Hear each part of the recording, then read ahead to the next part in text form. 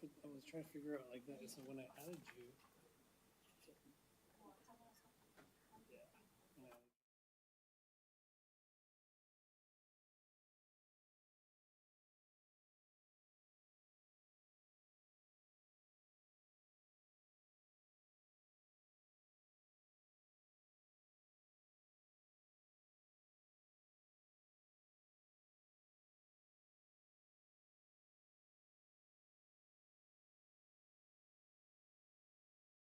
I just work with what's in front of me.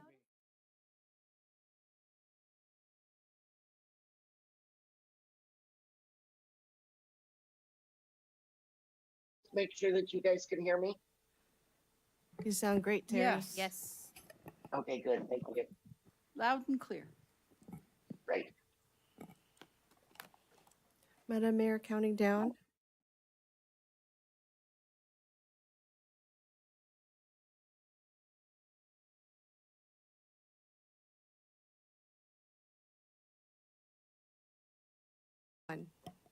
Good evening. This is the January 15, 2026 regular meeting of the Brisbane City Council.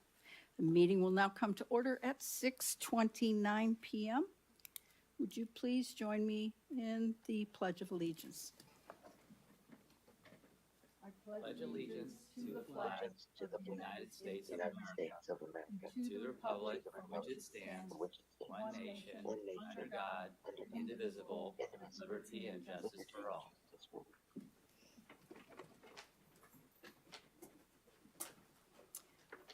City Clerk, we have one council member attending remotely, correct? Could we do a roll call, please?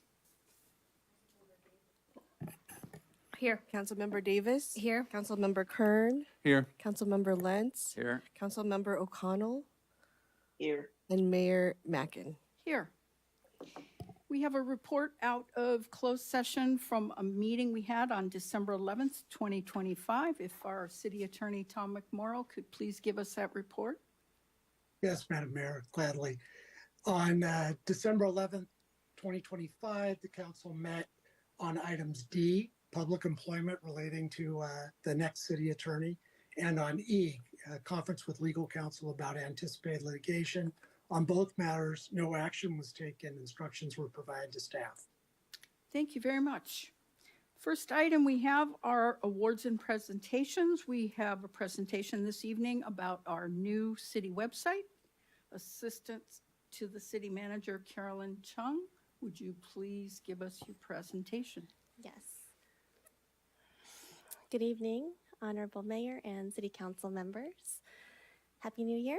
I'm pleased to be able to present a few slides covering our new City of Brisbane website. Thank you for your support during the last budget cycle to allow us to be in this place at this time. So I'd like to start my presentation with a look back at a result from our communications survey that we conducted last February through May. Over the course of that time, we learned from over 100 residents things such as the top 5 communication channels they use to stay informed about city news and events. You'll notice on the slide that City's website was 6th from the top, with the Star, Blast, Residents of Brisbane Facebook group, the Chamber's Luminary publication, and the city's electronic signboards taking the top 5 spots. We had in a follow-up question which types of information they're most interested in receiving. You can probably guess city community events, public safety alerts and emergency notifications, police incidents of interest, development projects, and traffic and transportation updates were the 5 that rose to the top, with the survey respondent following up with, "I'd like one place to easily access all of these information types." Maybe a city website would make the most sense. So here is a look at our current site. So we have background. It launched in April of 2020 with MuniCode.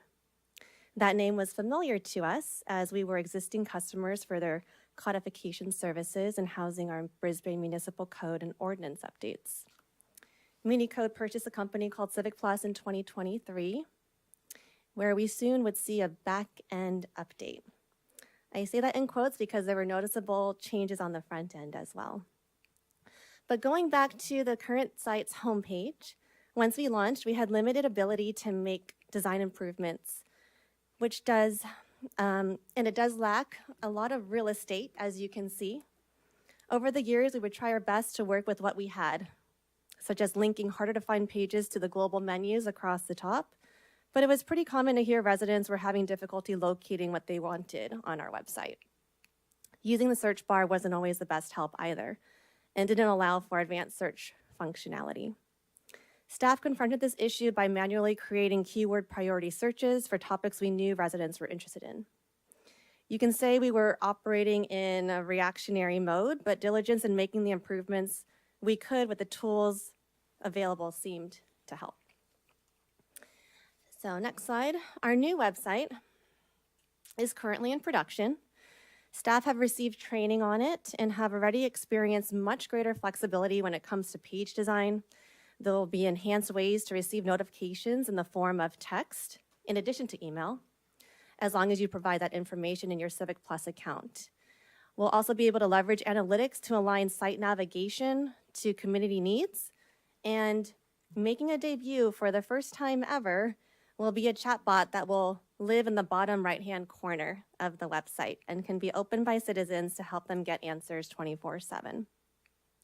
The photos on this slide include the bug bash that we had and took place in December last year, where Councilmember Kern had created a list of 40 different tasks that attendees worked through that afternoon. Their feedback was very rich and has been implemented on the production site. Heard at that bug bash was an attendee who said that everything that they hadn't been able to find on the current site, they were able to with no problem on the production site.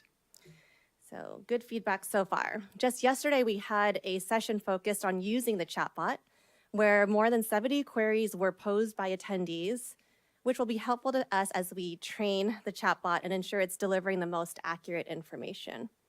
So in a way, it will operate similar to our keyword priority searches, but will provide us with real-time data so that we can make those improvements to the website more expeditiously. On the next slide, you might be wondering, when is this site coming? And right now we have slated to make that switch on Tuesday, February 24th at 9 a.m. And if Angel will help me to let us check it out together, and starting with the homepage. We will have, similarly to the current site, the drop-down menus. Waiting. The drop-down menus will include things such as, I'm just waiting for it to show on your screens. But Angel, while we wait, I would just, yeah, Angel, would you go ahead and click? I think it might be already open on her other, or maybe. Oh, is it not open on your side? No, it's still showing the last slide. Oh, let me try again. Thank you.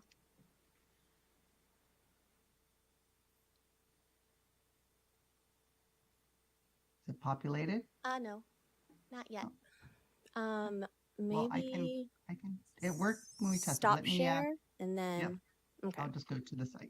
Yeah, hold on.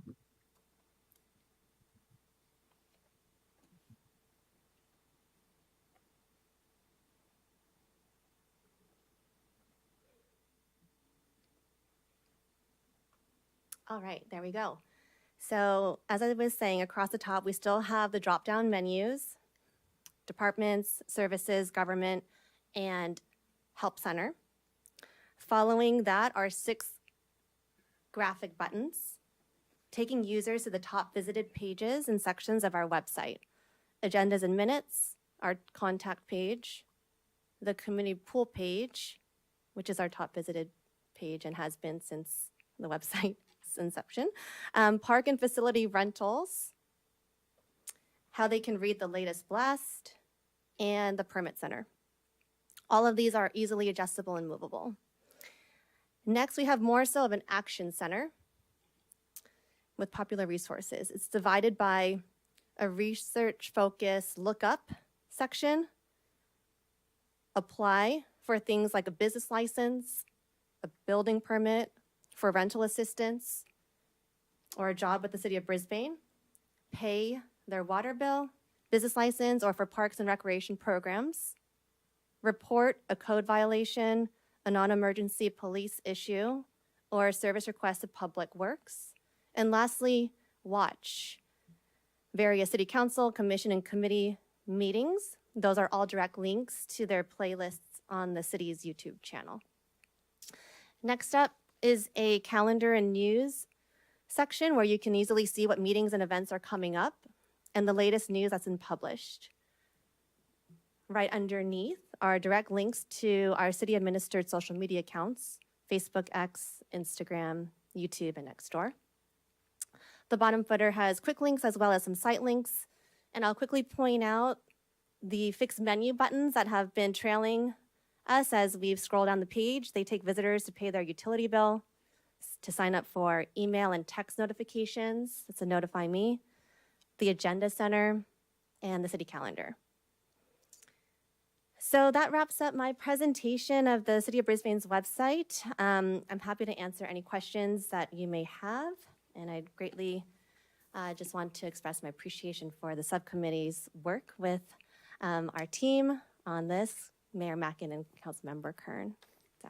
Yeah, Madam Mayor, if I could second that, the work of that you and your colleague, Mr. Kern, have put into this is really appreciated from the staff's perspective. We also value that the community has been involved in ensuring that we have a successful launch of the website. We're pretty excited, and we really appreciate the support from both the subcommittee and the council.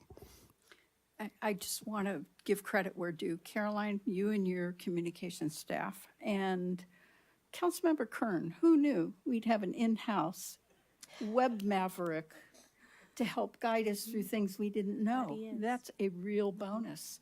And they put in hours and hours. And if you didn't know what a bug bash is, they went in and they tried to test it. And I hope everyone will make note of that February 24th and go in. I think we should have a contest of Stump the Bot.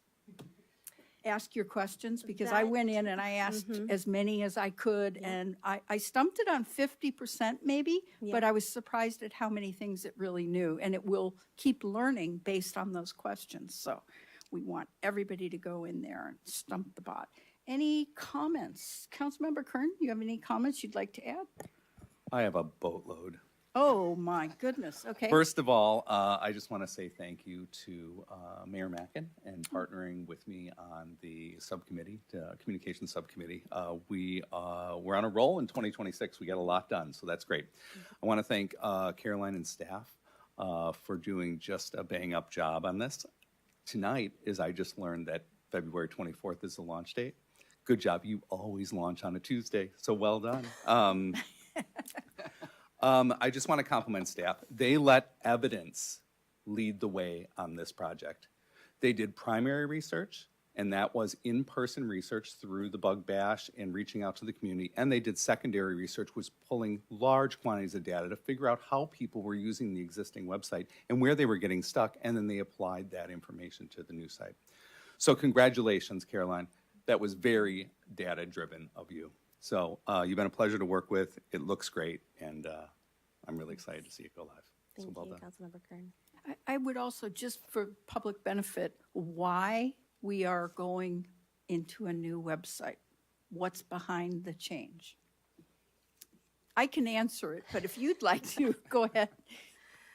I think it's just a resource, rich site that has not been utilized as much as it can. I hear from time that when people see our site, they know that there's a lot on there. It's just hard to pull it out.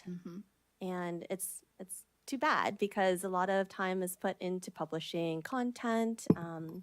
It's just, given the resources of the current site's functionality, we're limited. And so I think the council heard that pretty clearly during our... Yeah, Madam Mayor, I think to expand on that, we understand that residents and users of our website are going to approach it differently, bringing their own experiences and understanding of how to best pull information out of the system.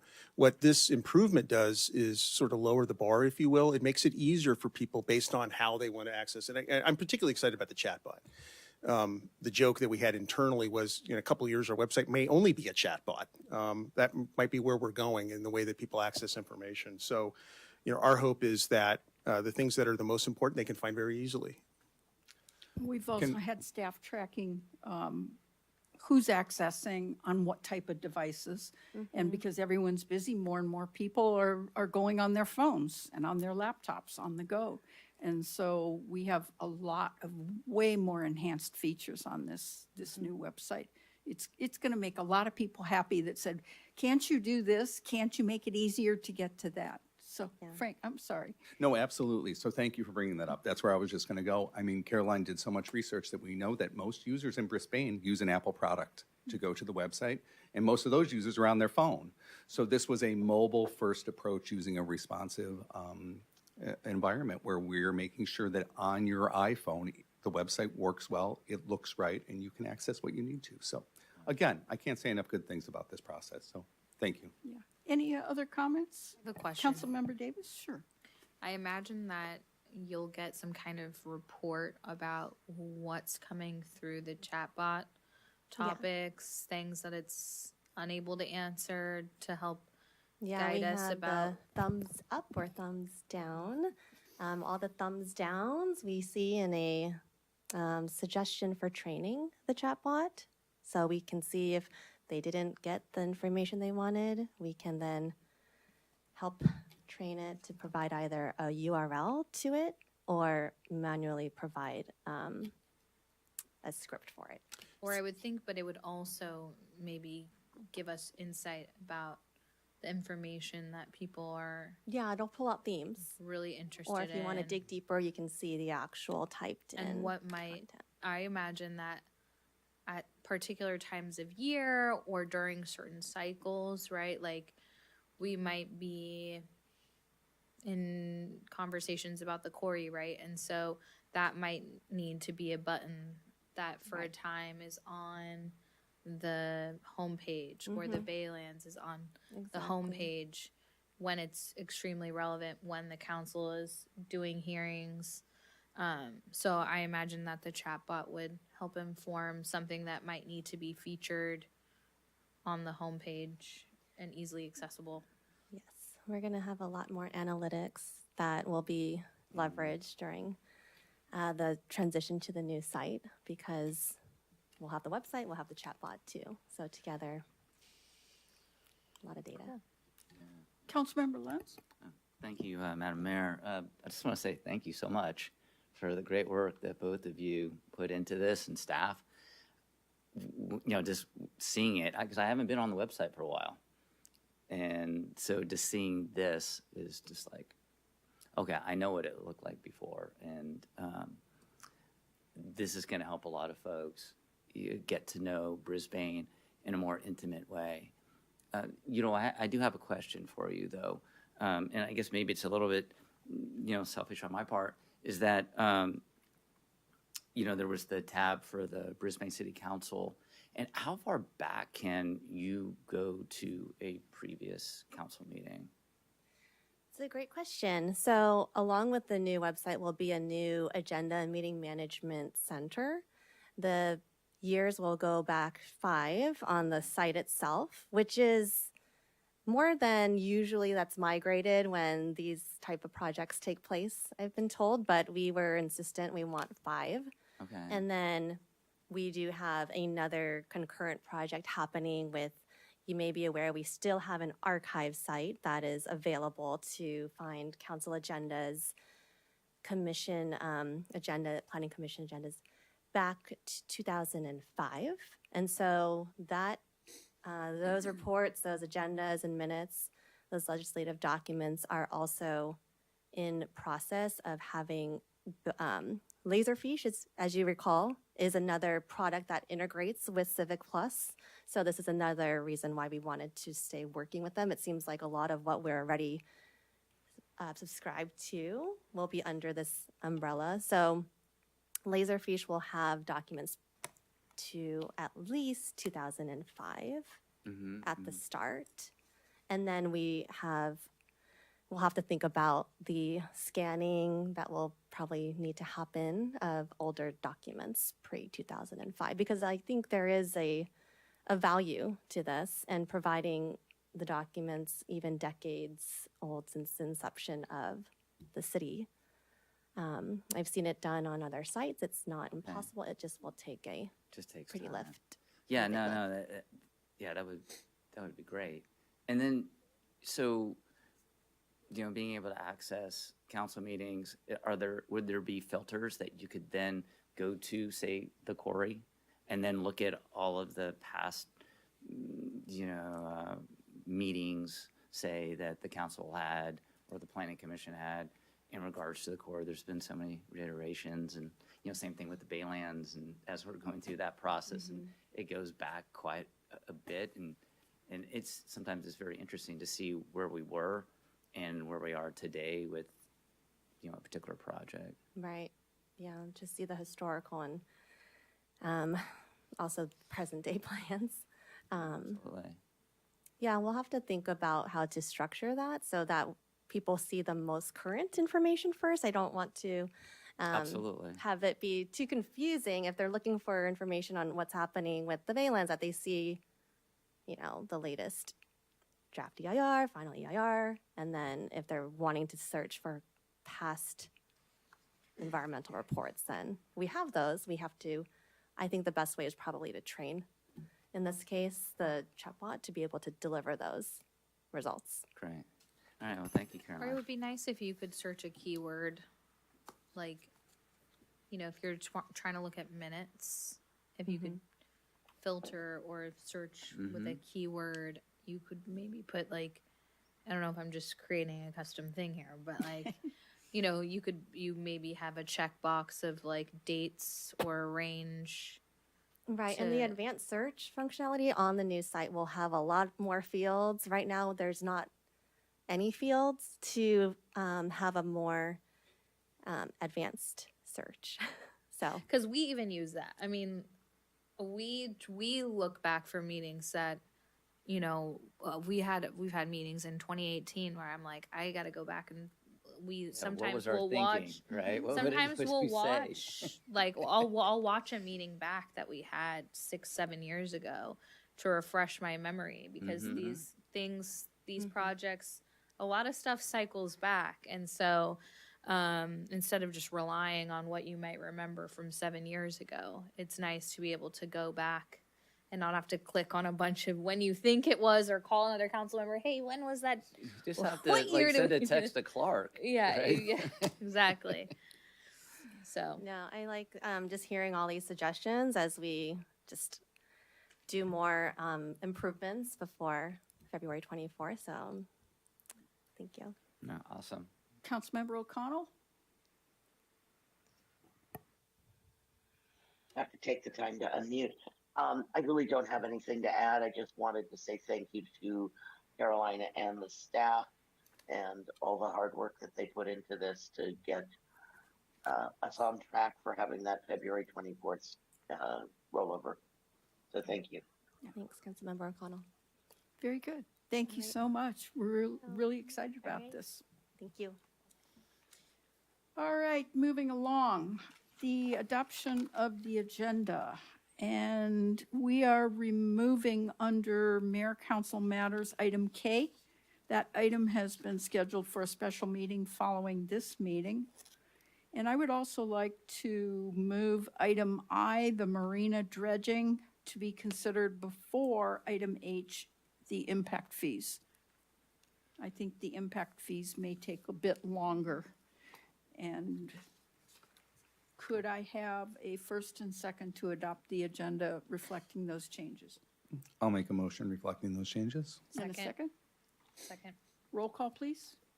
Councilmember Davis, Hi. Councilmember Kern, Aye. Councilmember Lentz, Aye. Councilmember O'Connell, and Mayor Mackin. Aye. Oral communications, number one. Any member of the public wishing to make a comment on an item that is not on tonight's agenda? And I do have a slip here indicating Mr. Charles Spencer, you would like to address the council, if you could step to the podium, please. Thank you. My name is Charles Spencer. I'm a Brisbane resident and a frequent online viewer, and I have some written comments that I'd like to share. I brought some copies if anybody would care to see them. I'm speaking today to express concern for the proposed data center project. Brisbane is a special place. It is blessed with beautiful natural features, great weather, views, fantastic views, with the added benefit of close proximity to San Francisco, SFO, San Jose, and the East Bay. I believe that the data center project puts Brisbane's residential and commercial property and its residents' health at risk. I'm sharing the following points to support my concerns. Point 1, environmental and health. Research has shown that data centers contribute to increased air pollutants, asthma-related health burdens, CO2 emissions, and water pollution. Brisbane is surrounded on 3 sides by hills with natural creek and water flow downhill from west to east. On most days, Brisbane is visited by a westerly wind. In the event of a fire or explosion, the smoke, aerial particulates, fog, and water runoff would likely move downslope and to the east into residential and commercial areas. The National Fire Protection Association strategy for stationary energy storage system fires is often to let the fires burn, because data center fires are like EV fires. They're very hard to extinguish. In the event of a fire, emergency services resources may only be focused on preventing explosions at the facility. Brisbane Elementary School, Lippman Middle School are directly downwind of the quarry project site. Next point, high insurance rates. Point 2, high energy and water demand. Data centers consume enormous amounts of electricity and water, increasing utility rates and reducing residential and commercial resource availability. The quarry project may exacerbate the rate increases currently experienced by Brisbane residents. Point 3, insurance rates. In 2024 and 2025, many commercial and residential property owners and renters experienced fire insurance cancellations, non-renewals, or dramatic rate increases. This increased fire risk associated with the data center may further destabilize the insurance market. Fourth point, return on investment. Research shows that while initial investors and operators may profit from large development projects, local governments and taxpayers often absorb the cost of infrastructure upgrades, roads, emergency services, and long-term utility strain. The net return to residents is frequently lower than projected. If the expected ROI is delayed due to construction or lack of power resources, operators may seek additional financing, which often comes from local government and taxpayers. Consistent with research showing that initial industrial or technical sector project approvals often lead to further similar projects, establishing a precedent may set the stage for expanding the existing site or creating a new site. I am sure that you have heard the old adage that every opportunity is not for you. These risks show us that the data center opportunity may not be for Brisbane. I'm asking the City Council to host a dedicated town hall hosted by the city and not the developer, or host a dedicated town hall to discuss these risks and the process for addressing future high-risk projects like this one. Thank you. Thank you, Charles. Hey, Charles, if you wouldn't mind, I see that's typed out. Would you mind emailing that to our city clerk, Ingrid? Whenever it's convenient for you. And if you do have copies printed out, Yeah, we'll perhaps take 'em. to leave with her so she could distribute to the Oh, full yeah, council. Is there anyone else tonight at present or online that would like to speak? I see a hand raised from a George Lance. George?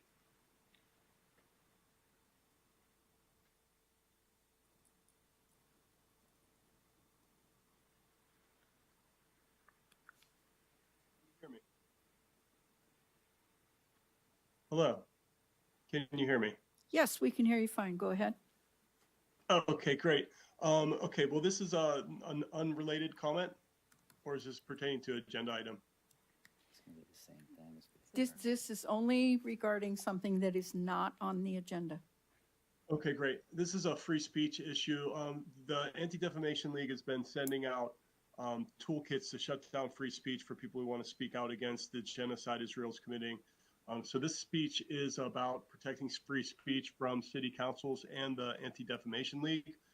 Restricting virtual public comments to silence unpopular speech is viewpoint discrimination. So you allow Zoom comments just because you don't like what I have to say doesn't mean you could cut Zoom comments to get rid of it. Even if people were to say things like, we love Hitler, you really can't cut that off. This meeting's public comment period is a limited public forum. In such a forum, the city may impose a reasonable time, place, and manner rules, but it may not engage in viewpoint discrimination. That's settled constitutional law. So your opinion of someone's speech can't give you an entitlement to shut them down. That's a civil rights violation. The city could be held accountable financially for that. The Supreme Court held in Rosenberger versus University of Virginia that viewpoint discrimination is per se unconstitutional. In Mattel versus Tam, the court stated plainly that speech that offends is protected. Government officials may not silence free speech because it's uncomfortable, harsh, or unpopular. Somebody could say something like, fuck Israel, and they're allowed to say that. Public comments exist for political criticism. Citizens have, excuse me? Excuse me. Excuse me. Are you interrupting? Yeah, I am. Can you just not? What are your rules for public comment? Are you allowed to interrupt? Only if we think that the language may go a little too far for the community. So just if you would not use the cuss words, that's it. The rest is fine. Thank you. Yes. Well, I'm sorry to tell you, you are wrong, sir. And I want some of my time back, please. You're not even listening to the speech. It pertains to this exact thing. You cannot cut people for saying words you do not like, and you have just taken my time on this speech. You could face a complaint for this. I would remain quiet, and your board should give me another couple minutes. You took my time that was rude of you, and you're legally off base. Do you see a clock running? My clock is running, yes. So you'll be given extra time. Thank you. Well, that would be nice, because I have a speech here that you interrupted, and I think you, of anyone, needs to learn this stuff.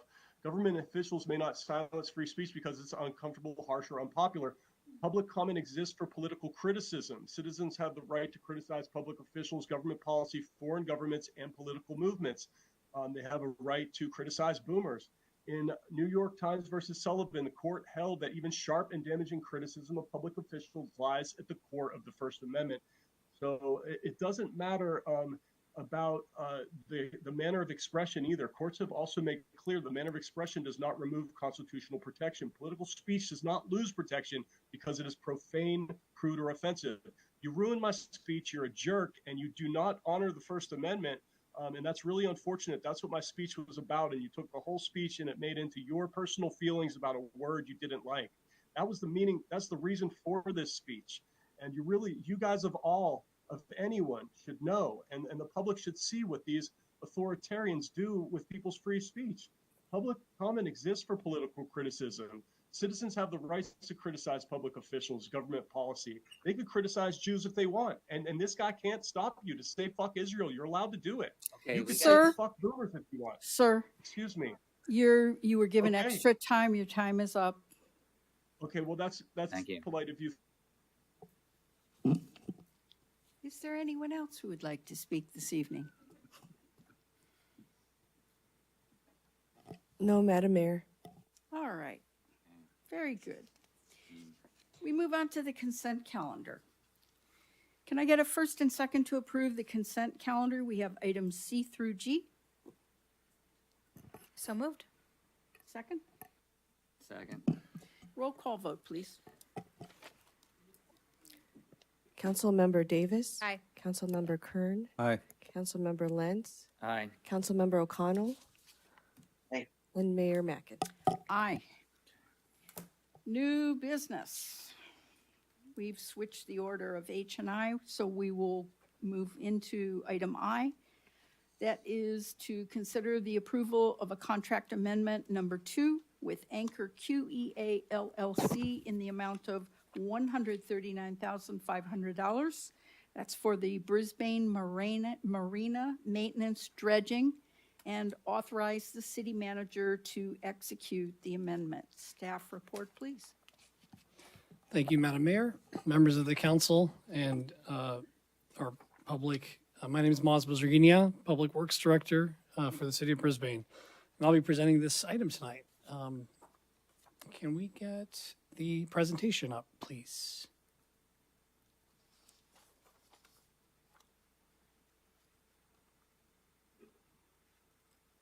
Perfect. Thank you. Next slide. So I have the recommendation up that our mayor just read, so I won't repeat that. Next slide, please.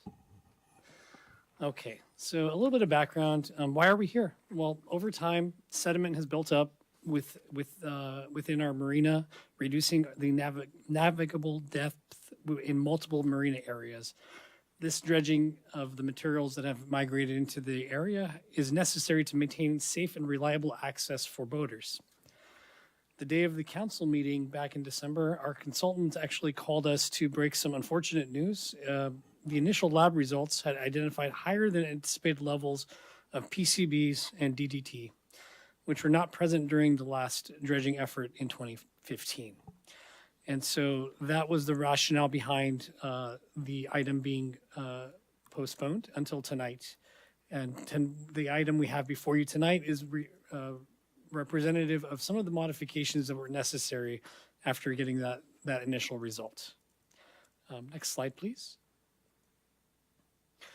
So for tonight, what we're looking to do is get a amendment for Anchor QEA LLC, the consultant that we've used in the past for dredging efforts, as well as work in a lot of other marinas within the Bay Area. And what we have tonight is, generally speaking, the proposed amendment number 2 has 3 additional tasks that were originally anticipated. And again, were refined based on some of the findings of the lab results. So this, what this amendment would do is take us through the remaining permitting work and final design. There's some additional characterization of sediment that's necessary as part of the lab work that I mentioned earlier, which was a result of that initial testing. And then there's another task just for some general support on project management from their end as far as dealing with some of the lab work and coordination. Due to the timing of the samples that were obtained back in November of last year, there was an additional cost for some lab work that was authorized administratively. That's what you see at the bottom right of the slide. And the reason for that was based on the life of the samples that we had received. We had that additional testing based on what we found in that early work required the samples to be run under a certain scenario and criteria. And with that, if we had waited until tonight, those samples would have been lost, which would have required additional sample grabs. So that was the rationale behind that. So just to be clear, right now, the Anchor is under contract for $224,000. This amendment would be requesting another $139,500. So Anchor's contract would be not to exceed $363,500. And then if you add the $58,000 of lab work that was authorized, this effort would not exceed $421,500. Next slide, please. So if approved tonight, the consultant would move forward with finalization of the review of the lab samples. Once those are obtained, complete the 90%, 100% designs, which would also help aid in permitting with BCDC and other and the water board as far as the regulatory agencies are concerned. What we wanted to ensure was that the costs to do this would allow us to get the design and permitting in hand without while we're still working on the funding for construction, which I'll get to in a little bit. But what I can share is that the dredge materials, the lab results are good for about 3 years. So within 3 years, there's nothing necessary as far as additional lab sampling and testing required. The dredging permit itself would be good for 10 years. If we go a little further beyond 3 years, we may have to do a little bit of lab work, but as far as the short term, within 1 year, if we can move forward, we would, there would be very little work to do if we decided to hold off on moving forward with the work itself. So essentially, we would have permits in hand, we'd have a design in hand. Some minor surveying work may be required if we go within a couple of years. But for the most part, we will have a good estimate and a good design and permits to move forward with the necessary work. Next slide, please. So I want to touch a little bit as part of the packet. I had shared some rough order of magnitude cost estimates for the necessary construction component of this effort. So essentially, the early estimate was really looking at the range of it was around 6.1 to 6.3 million, with some of the higher end estimates closer to 9 million, and that was really based on the lab results. So the dredge materials, depending on what's found based on the lab results, could be utilized in different ways. They could be used within in the bay in different areas to deposit. We could look at utilizing it for levee improvements. So there's some potential reuse of that. That's what really drives the cost of the project.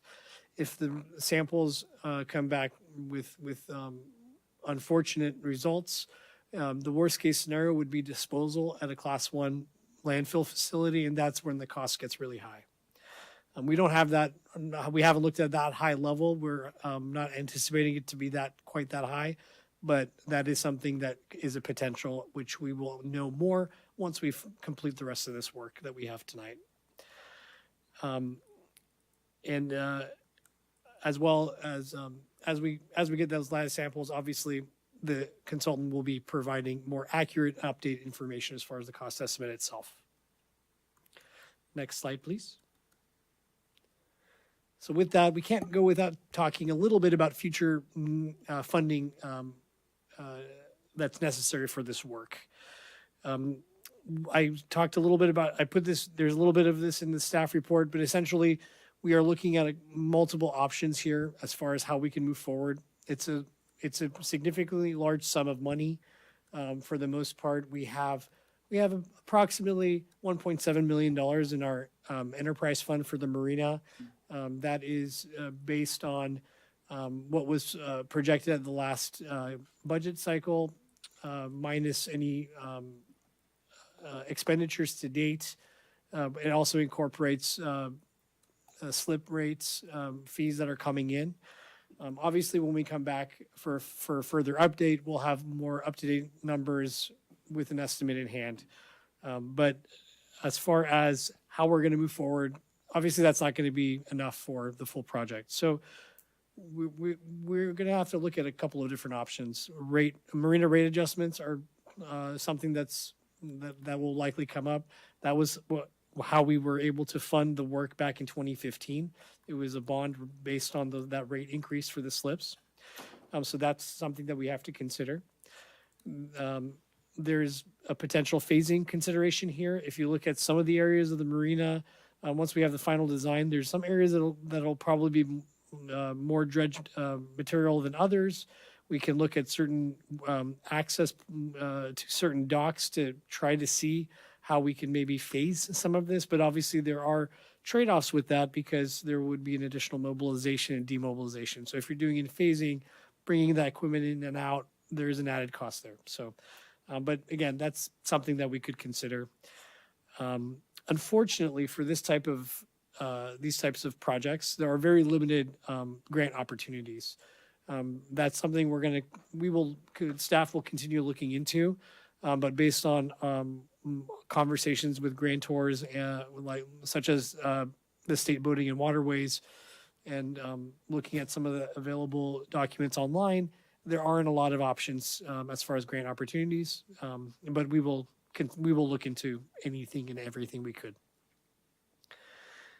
So again, when we come back, we will be looking at updated fund balance information. We will have a refined construction cost estimate, as well as a recommendation on how we can move forward to complete this work. And again, I wanted to just highlight that the funds that we're requesting tonight are for design only, allowing us to get that design and permit in hand. There's no construction funding that's being requested to be allocated as part of any of the action tonight. Next slide, please.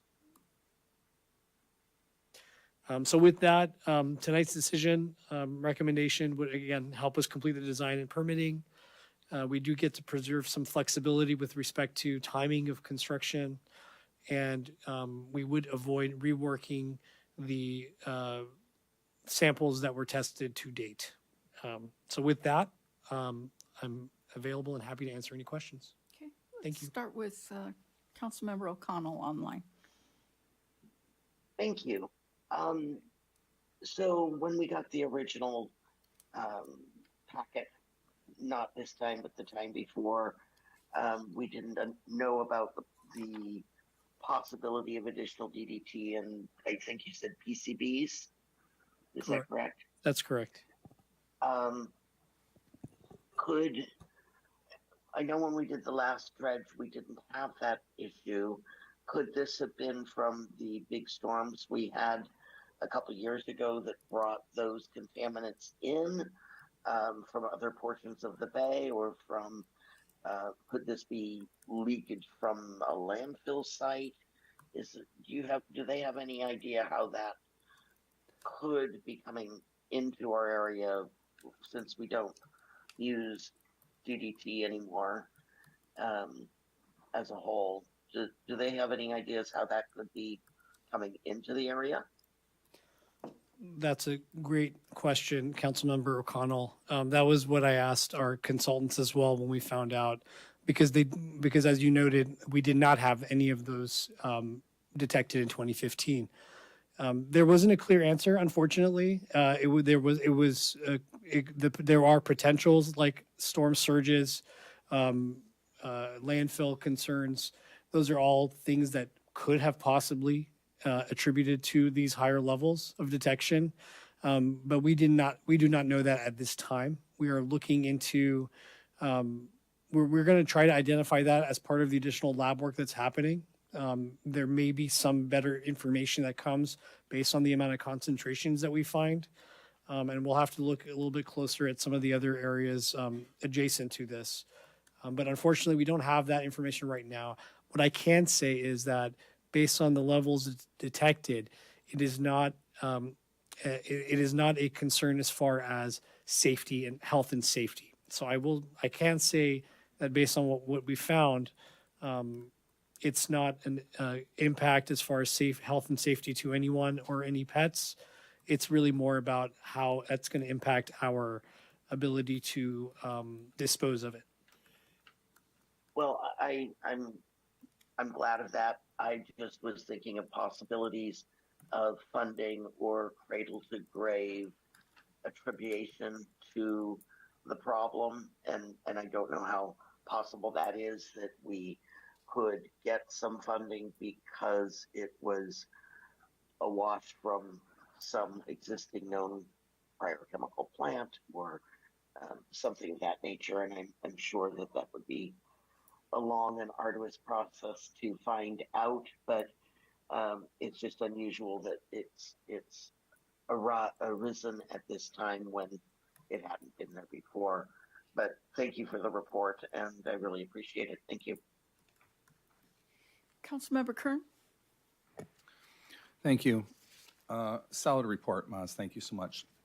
I'm going to jump on to Councilmember O'Connell's question and just ask, had testing procedures changed since the last time we tested for DDT? That's a great question. We asked that same question to our consultants. The testing is, as far as the limits and the methodology, for the most part, it's the same as it was back in 2015. Was the location the same? The grab samples were in, not exactly, but approximate locations were very similar to the plan that was done in 2015. That was what was very surprising. That is surprising. I didn't realize that we were going to have to do labs in 3 years again. So I was pretty excited coming to this meeting today because I was like, we've got a 10-year permit that gives us a lot of time to mobilize to take care of this. So this is a ton of money to raise. Let's just say it's on the high side, and it is a $9 million to go ahead and do the full dredging project. At the 3-year point, if we exceed that, we go back and we do the labs. Will the labs follow the exact same testing procedure that was done in the exact same location? Yes, it would be updating the labs for the same permit, so it would be update of that. It wouldn't be the same cost of what we've done to date, but it would be a significant amount. I don't have that estimate off the top of my head, but yes, we would be doing same type of testing, same locations, just to update the makeup of the dredge material before we move forward at that point.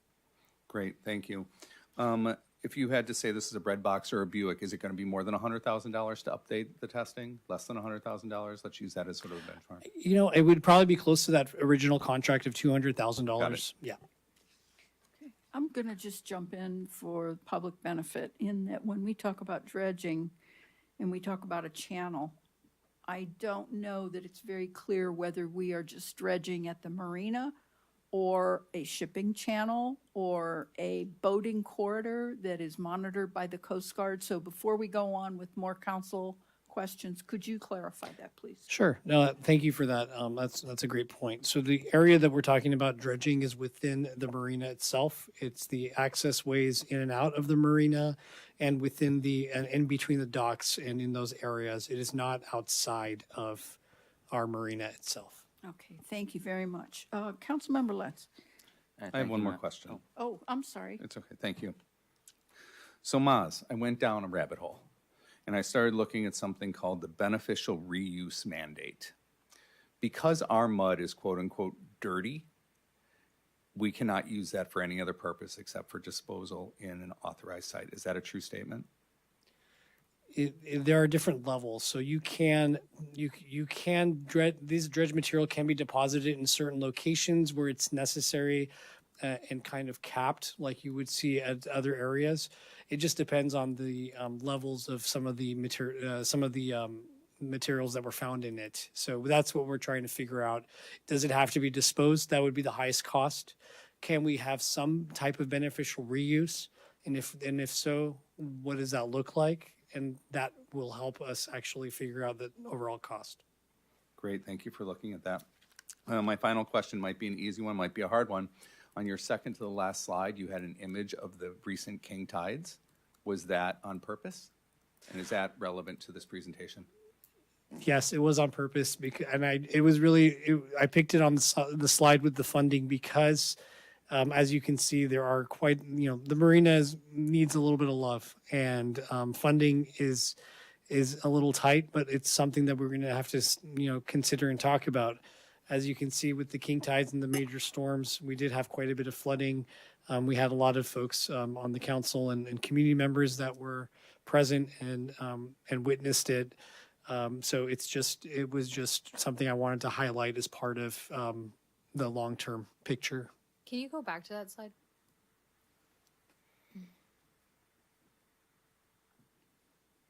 Angel, could you bring us back up to slide 7?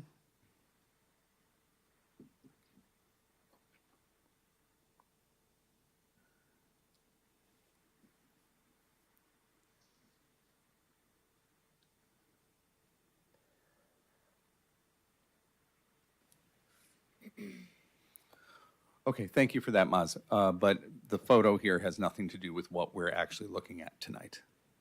No, it's Thank you. Some That's of the areas here would be dredged. Some of the areas that are offshore would be part of the areas that we'd be looking at dredging. There would be some capacity increase as well with the dredging effort. So that was why I threw that in there. Okay, Also, thank you. shout out to our harbor master Andrew for this was a picture out of his January newsletter. Thank you. I totally lied to you because I do have one more question. My final question is, do you have any, this is I need a hypothesis. I think I'm looking at this way. So when we move forward, however we decide we're going to do the dredging, wherever we decide we're going to do the dredging, whether we're going to do it in a phased approach, a hotspot approach, whatever it is Have you ever heard of a harbor joining up with another local harbor, say Oyster Point or South Beach, and doing a mobilization across harbors to do something like this? I have not, but you have my attention. I think that's something we can definitely consider. And Like a shared yeah. shared costs. I'm happy to reach out and see if anybody else is doing anything similar. Great. Of Can I- economies of scale or something. Oh. Yeah, that really was my last question. Thank you. Go ahead, Can I- Councilmember O'Connell. So in the past, when we did the last dredging, we looked at the cost, and I asked our current public works director at that time if we could coordinate with Oyster Point or another harbor, and he said that that would put us into a tonnage situation of material that would put us into a whole different realm of cost. Because depending if we're a small generator of dredge material or a large generator of dredge material, the cost for disposal goes incrementally up, not incrementally down. So I just wanted to throw that out there that was the case before. And when we did the last study, and I'm going to pull a number out of my head, that we had 50,000 tons of dredge material, and if we had gone to 60,000 tons, the cost per ton doubles. So just a little FYI on past history. Thank you. Councilmember Lentz, please. All right, thank you, Madam Mayor. Thank you, Maz, for very well thought out staff report, and your slides were great. I think you've put forth a solid reason why we should move forward with the contract amendment. I also appreciate that you're going to come back with more funding information and a more comprehensive financial strategy. I mean, obviously, these costs are very extensive. And when I first read the staff report, the first thing that popped into my head is, okay, how are we going to pay for this? And so maybe if you could just explain briefly, the difference between the enterprise fund and what the general fund is, that there are these separate things, and where the money goes and how it goes into it. Sure, I can take a stab at that. So for our enterprise funds at the marina, like our utilities, they are rates that are set based on the users of the facilities. So in the marina's case, you're looking at the boaters and the slip rates that are out there. And so essentially, the operations and maintenance of these facilities are funded through those rates. Just like your water system or your sewer system, you pay a rate as a customer of that utility. This is a separate situation. So in that scenario, anybody that would have a boat out there would be paying a lease on that space, and that would go towards maintenance and operations. And essentially where that what that is so when you have an enterprise like the marina or utility, those are the rates you usually use to do that. Now, a council could choose to supplement funds with general funds. It's really a policy decision. That is an option. But a lot of times you will look at finding ways to make sure that the costs of those enterprise funds are sustainable. So that's why you would be looking at increases.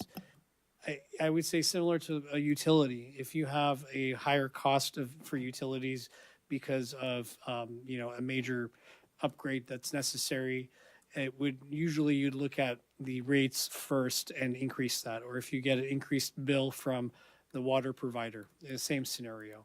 And so there are options to loan money to an enterprise fund. That is one option that we would be looking at and considering. But if I hope I did justice with that question. Jeremy, I don't know if you have anything you want to add. Nothing to add other than to say, if we go down a road where we're starting to consider loans from the general fund to the enterprise fund, we do need to consider the ability for the enterprise fund to pay that back. Exactly. Which goes back to, I think, the conversation that we're having right now. Would that even be possible? Yeah.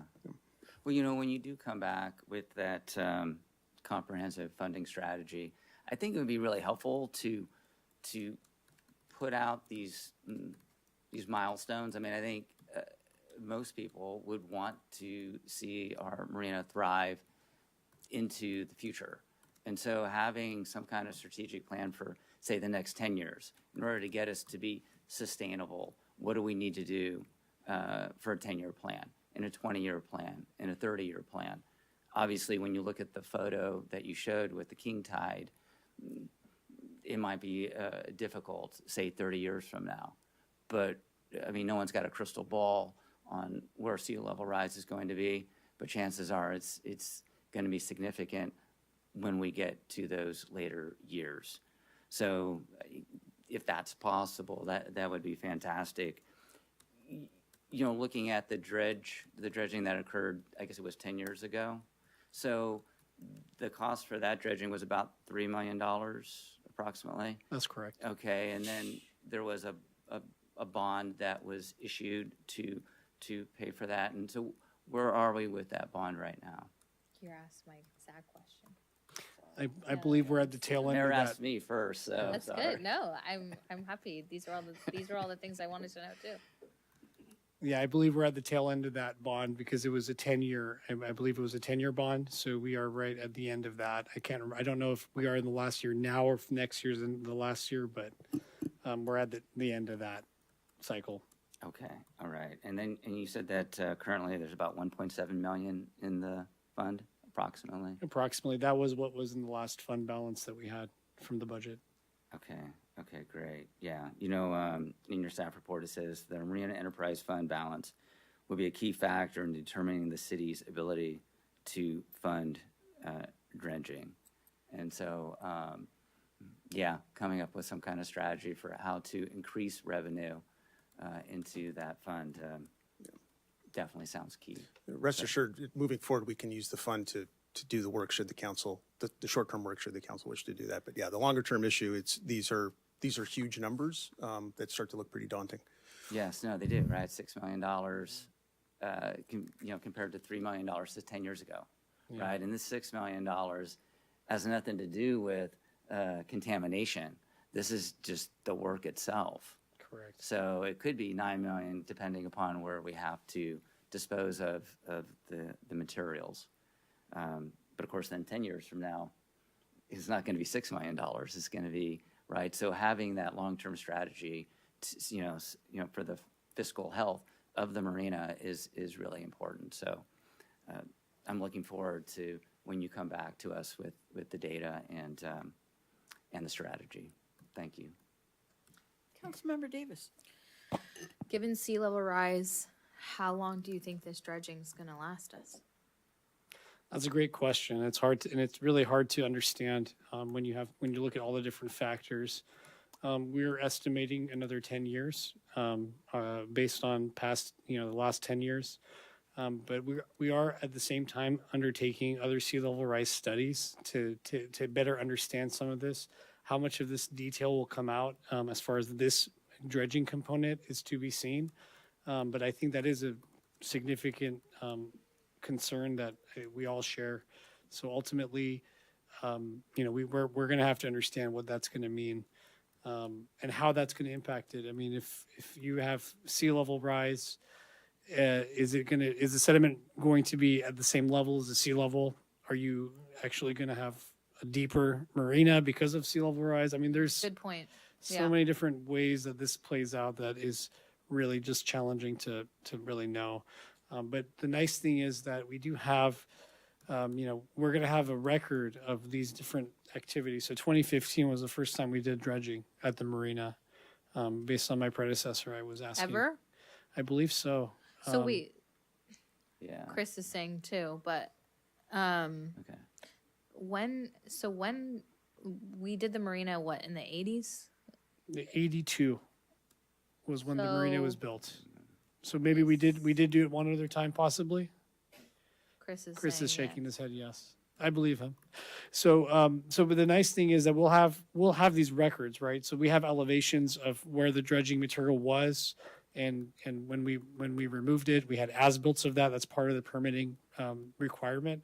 So we can actually see over time how much has been removed and kind of put that in. And that tells a story, right? I mean, it kind of says, it shows you from 82 to present, what built up over how long, and when we removed it, how fast did it come back?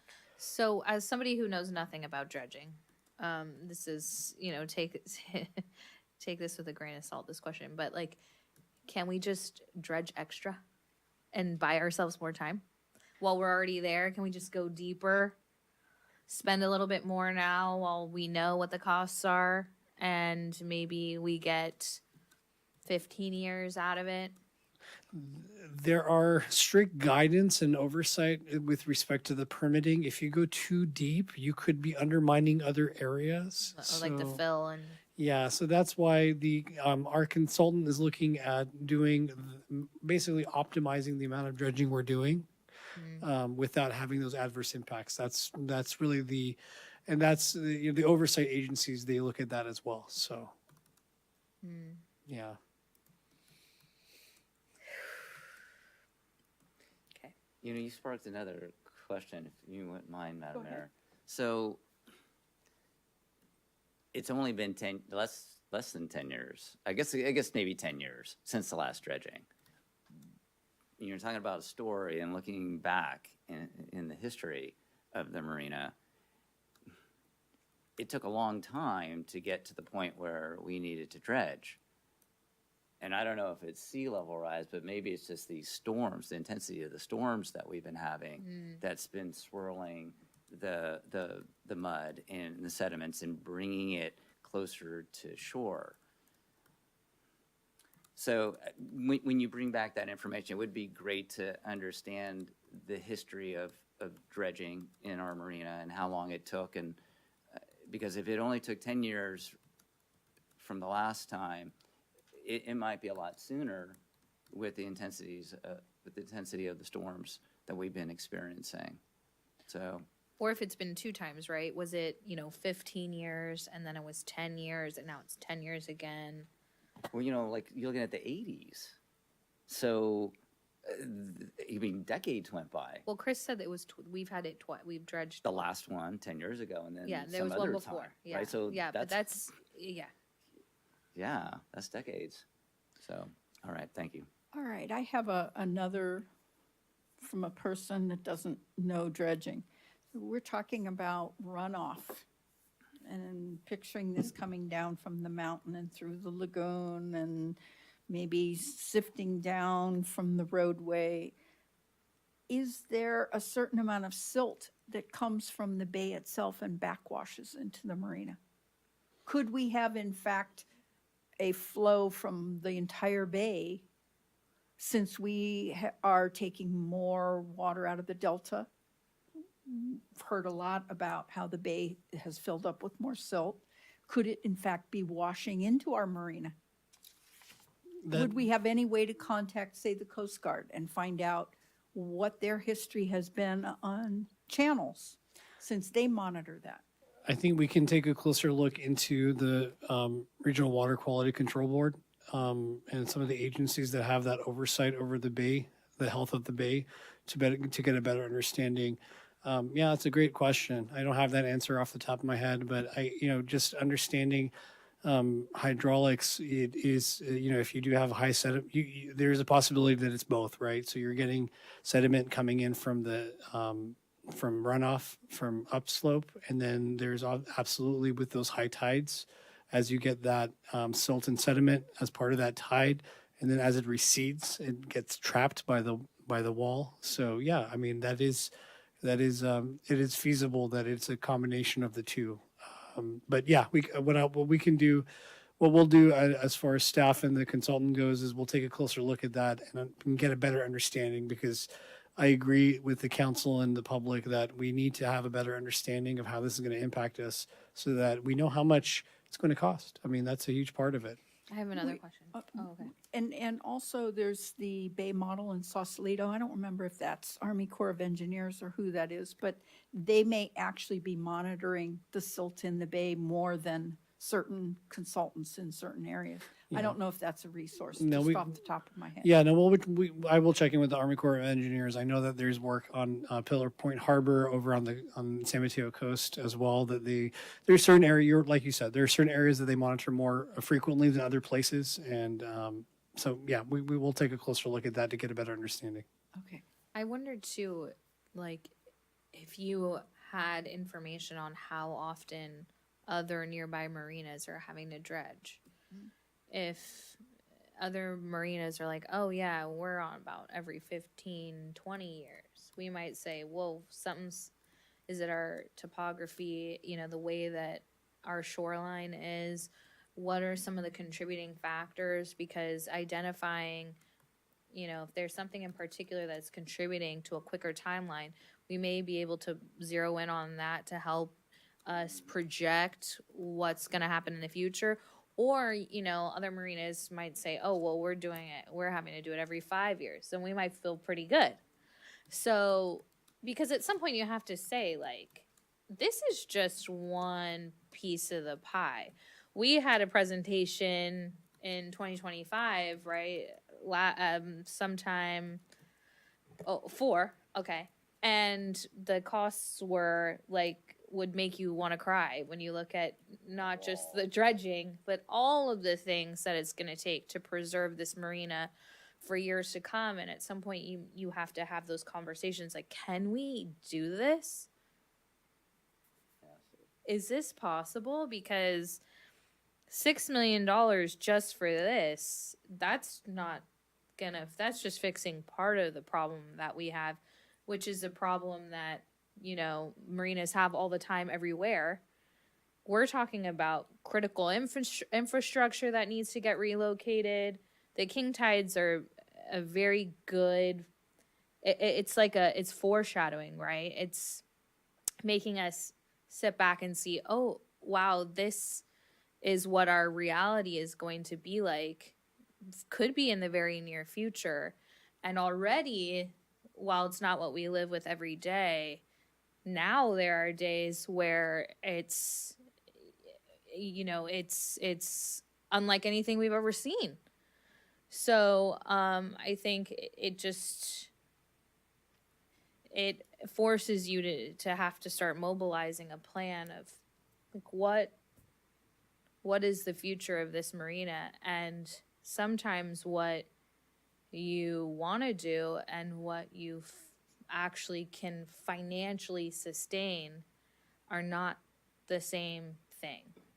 Are you going into discussion, I or guess did you have a so. question there? I guess so. Okay. But I think it's just more, confirming for the public and getting, that nod from staff that this is just a tiny piece, right, of so much expense that this council is going to have to start considering as it pertains to the marina, really in the short term, and then obviously the long term. But there's more than just this. Through the chair, I would not be surprised if during the council's discussions a little later this winter related to priorities that the marina is a topic of discussion. As you pointed out, Councilmember Davis, the short and medium and long term needs to be addressed, and those can have their own flavor and own process. But certainly, the longer term, we need to make some determinations about, how we're going to fund these things if that's possible. I want to make sure we also go back to, everybody's kind of had some second chances. Councilmember O'Connell, did you have something else you wanted to ask? No, I have some items for discussion once we get there, but nothing in questions for staff at the moment. Okay, are we good on questions? Just one more. Okay, Councilmember Kern, go ahead. Just one more. Maz, I keep lying to you tonight. Just one more question. What if we absolutely do nothing at this point regarding the dredging? Ooh, Tell good me what question. happens from today through the next 10 years. So that sediment will continue to build up. I don't know exactly which areas would be impacted the most, but you're talking about having to close down certain docks. You're talking about having impacts with respect to movement. So right now in certain areas, the boaters will have to wait for higher tides to be able to navigate in and out. And so it really starts reducing the operations that are available out there in the marina and the availability of some of those docks and the slips that are the corresponding slips. So you start losing your ability to utilize the marina docks as well as get in and out of our marina. Thank you. And that seems like that would impact then the funding source. Because if you don't have slips to rent, because you can't get your boat in. Yeah. Okay, let's give the public a chance here. Do we have any member of the public present or online? I see a hand. Behind you, the gentleman was first. We'll get to you as well. Okay. Hello, my name is Emmett Cunningham. You know me. Taking off of what Madison was going on, a little bit more direct, and you were beating around the bush, let me not. $6 to $9 million sounds great, except for one problem. What about all the other money that we're going to have to spend to make the marina usable? Are we throwing away $9 million? Unless we have an idea of what the other costs are going to be, when we can't take out, how many bonds can we take out for the marina in the next 3 years? A bond for dredging, a bond for moving the harbor master's office, a bond for fixing the seawall, a bond for fixing all of the docks. Is this a $5 million thing extra, or is it $50 million extra? I don't have a clue, but there's a point here where we probably can't afford the bond by slippage fees. You know, it just doesn't work, even if we raise those slip fees. So we have to have a sense of what those things are. Otherwise, we're wasting our time blowing, $6 to $9 million. And maybe the answer is, and I hate to say this because I like the marina, I think you all know that, maybe the answer is we can't afford a marina. Thanks. Mr. Spencer?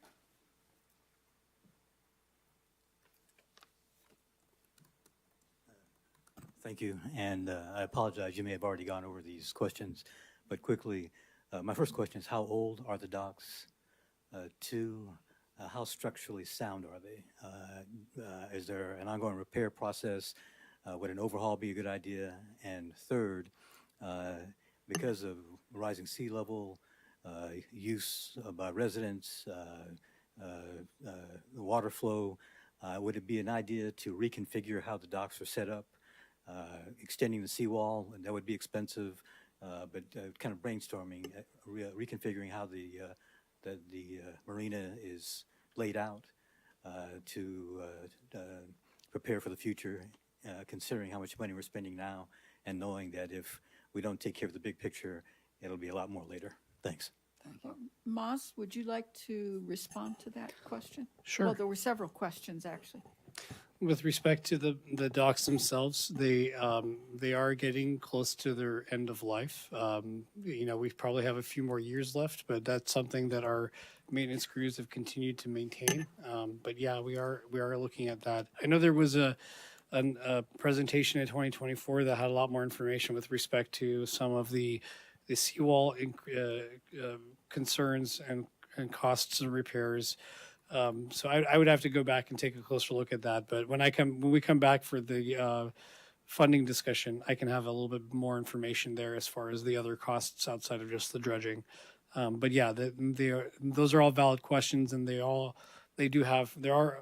as we talked about, other needs beyond just dredging for the marina.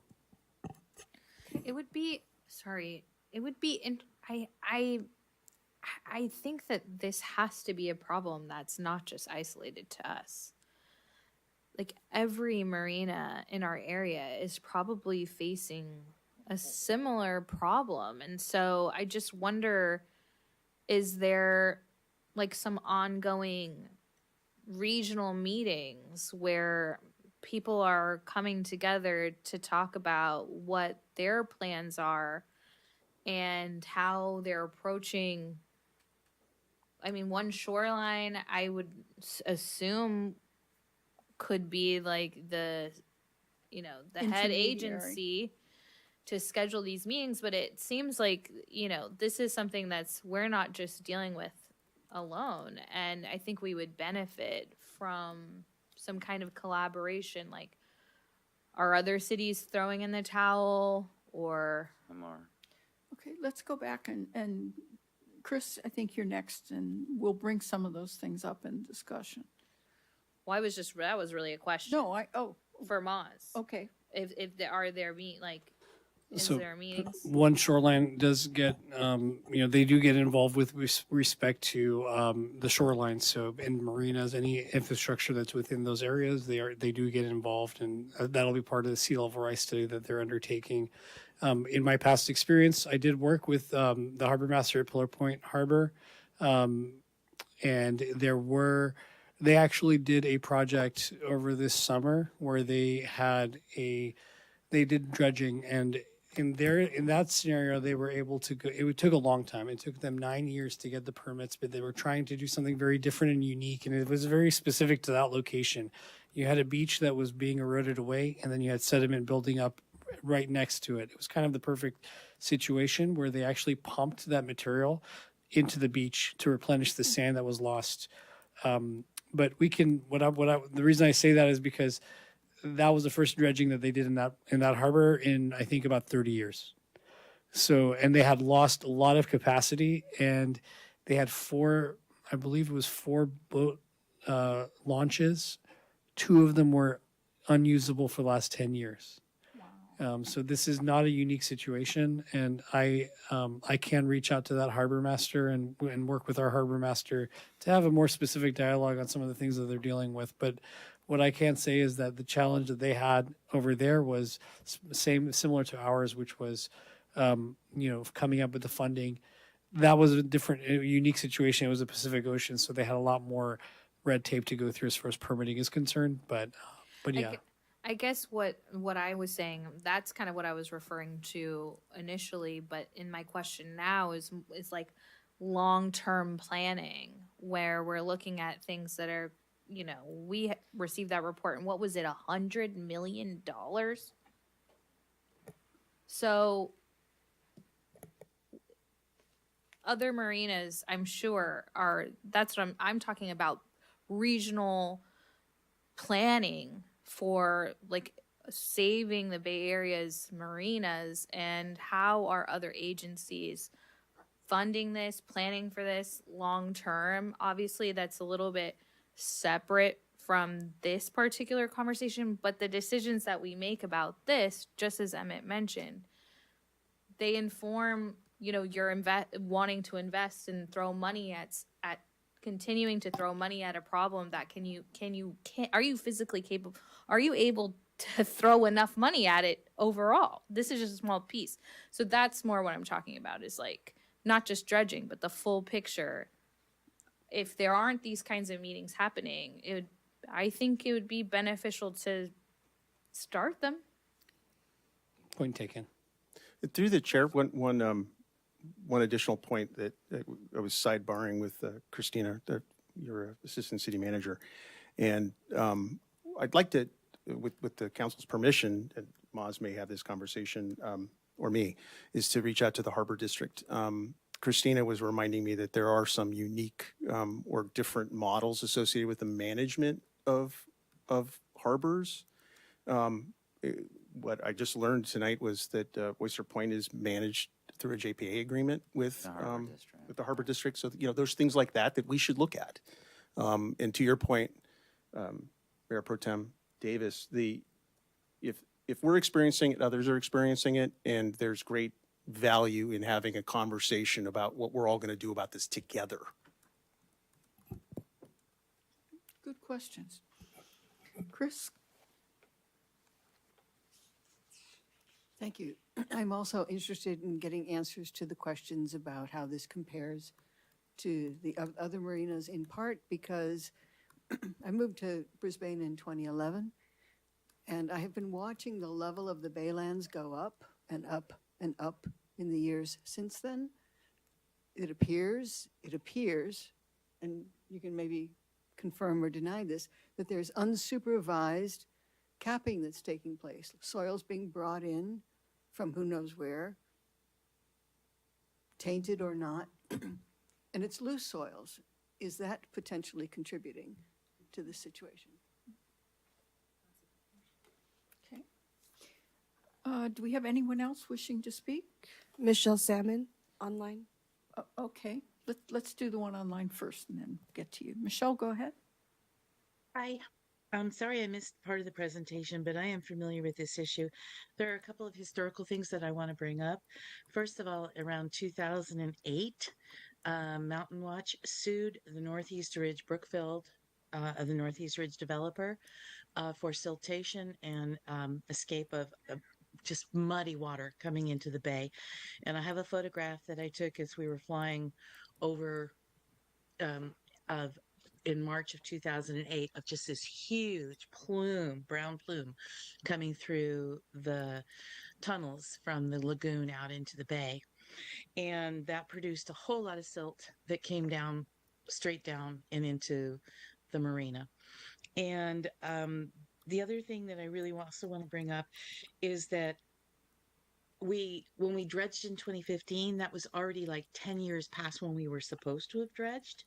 So there was a lot of material there to dredge, and there was even more material because of the siltation and the runoff from the lagoon. But I'm very concerned about what you were talking about the PCPs and the DDT and that type of thing. And I really think that we should go and test the mud, both in the Guadalupe Creek that comes down through the Baylands, the mud that's at the entrance to the lagoon from underneath the bridge over Tunnel Road, and also at the south end of the lagoon from the south end of the lagoon. Van Waters and Rogers should have been a Superfund site, and Prologis bought it instead. And I think that might be the source of the PCPs, and also maybe the source of the DDT. The other thing that has contributed dramatically to this is we had several years of extremely high rains during that time with a lot of mud runoff, in particular 2023, when we had the landslides. And we don't help the matter in Brisbane by overpaving everything and causing even more storm runoff instead of water being allowed to soak in. So I really think that we need to go and sample those sources, the drainage from the Baylands, the drainage from the south end of the lagoon, and the drainage that comes down into the main channel into the lagoon. I think that we should try to identify the source of the toxins, because we did not have them in 2015 and we do have them in 2026. And they came from somewhere, and we need to find that where that is, because otherwise it's going to be a recurring problem. So we have some work to do, and I think that we really, and the high tides are exacerbating the problem. And the subsidence at the marina is also exacerbating the problem. We've had probably, in my estimation, about 10 feet of subsidence along the frontage of the marina. So thank you. I hope we really take a serious look at where the source of this siltation is coming from. Oh, and yes, a huge amount of dirt blew off of the Baylands into the bay. I drove through it every day. I had, Bay Area Air Quality Control District on speed dial. I know Dick, his first name, because he called me back so often about the fugitive dust coming off of the dirt piles, which also contributed to the siltation effect that we're having downstream from that. So I think we really need to take a wider look at what's causing the problems at our marina. Thank you. All right, we have another speaker wishing to weigh in. Hi, thank you. My name is Dana Spencer, and I was sitting here thinking about, irrespective to whatever we do, it sounds like we're going to have to do something. And I appreciate Michelle's comments giving some of the historical information. Have we thought about, from a funding source, there are new corporate citizens that have moved into Brisbane, that moved here because they like being near the bay and on the marina and have access to the marina and love their corporate parties and all the things near the marina. Have we thought about reaching out to them? Because many of the corporations that are moving in the area have SDG goals, so sustainable development goals, that they are required to meet for the environment. And so they may be willing to either offer up services and or finances. So services, they have people on staff that actually test things all the time because they do testing in the areas that they're doing, because a lot of them are pharmaceutical companies and biotechnology companies. And then the second is they may be willing to help fund to help either rebuild or do something. So it's a consideration when you think about the financial costs, because we're going to have to pay for something. It's just when and how much. Thank you. Thank you. Such good suggestions. Yep. Yeah, no. Anyone else? City Clerk, is there anyone else online? No, Madam Mayor. Last call. Looks like we got everybody. Okay. Council discussion. Let's start with Councilmember Kern. I guess I don't really have a lot to say on this. I know that, and this is sort of a tongue-in-cheek joke. We've got what I'd call a $250,000, $250,000 sunk cost at this point. If we stop now, we don't get our permit. So my opinion is, we weren't expecting the additional $25,000. We were expecting the additional money to finalize the design documents to get the dredging done. Let's do that. Let's do some immediate scramble. Like, Jeremy, I'm looking at you like, I hear the entire council saying that we need to take a longer look, a bigger, broader look at the long-term situation that we've got going on at the marina. But in the short term, let's go ahead and complete this project so we've got that going forward, and then we've got 3 years to figure out what we're going to do from a dredging standpoint. In the immediate short term, we can start having these discussions about seawalls, about docks, about all of that. So that's where I'm at today. Okay. Councilmember Lentz. All right, thank you. Yeah, I'm also in favor of moving forward with the contract amendment with Anchor. We need more data. We need the information. It makes sense to get those permits in place so we can hit the ground running with whatever we do. I appreciate that Maz is going to be coming back with a comprehensive financial strategy. That is something that I feel has been lacking, and we need that. I was told that the slip fees have not been raised in 5 years. So, and that's the key revenue for expanding the fund. So if we're going to have a marina, we need to understand what are those financial hurdles that we need to overcome.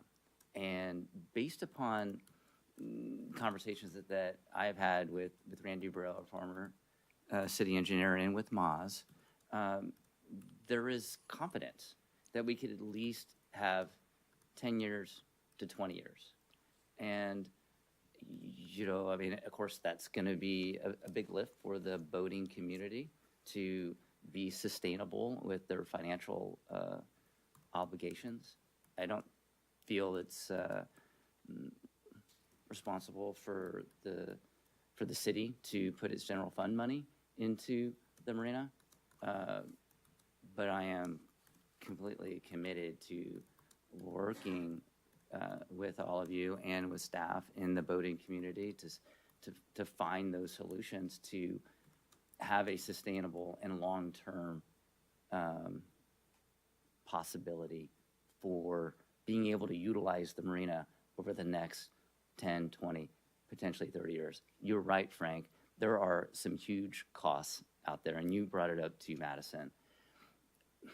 Our homes, the life expectancy of a home is supposed to be a certain amount of years, and it always lasts a lot longer, right? You have these homes that are over 100 years old, and it's amazing that they still are in use. We just need more data, and Maz is going to get that for us. And so, yeah, I'm in favor of moving forward with this as well. Okay. Councilmember O'Connell. So I'm in favor of moving forward, but I just wanted to say that for decades, when the marina was built, the city took the money for the marina and they didn't put it into maintenance. They put it into Park and Rec. They didn't put money aside for the dredging. They took the boater fees, and they didn't set aside money for future maintenance, repairs, dredging, none of that. Everything came out of the general fund, and all the funds coming from the marina went into the general fund. So when it came time for dredging and boats were getting stuck in their slips, unable to move, we had to do a bond to pay for the dredging that would have a lifetime. And we expected it to be about 10 years. And that when it was time to dredge again, we'd rebond. And we should have been doing it the other way around, where we put the money aside and had the money when it was time to bond. But we didn't do that. So we've always been paying it back instead of paying it forward on the marina. But also, if we were to abandon the marina as a working harbor, we still are going to need to maintain the seawall, the bay trail, all those parts of the infrastructure that are ancillary to that marina, because otherwise we will have businesses that are flooding. We will have overtopping of the cap for the landfill that those businesses are on. We'll also have an amenity that is part of amenities to the citizens of Brisbane and the employees out there at Sierra Point that will be lost.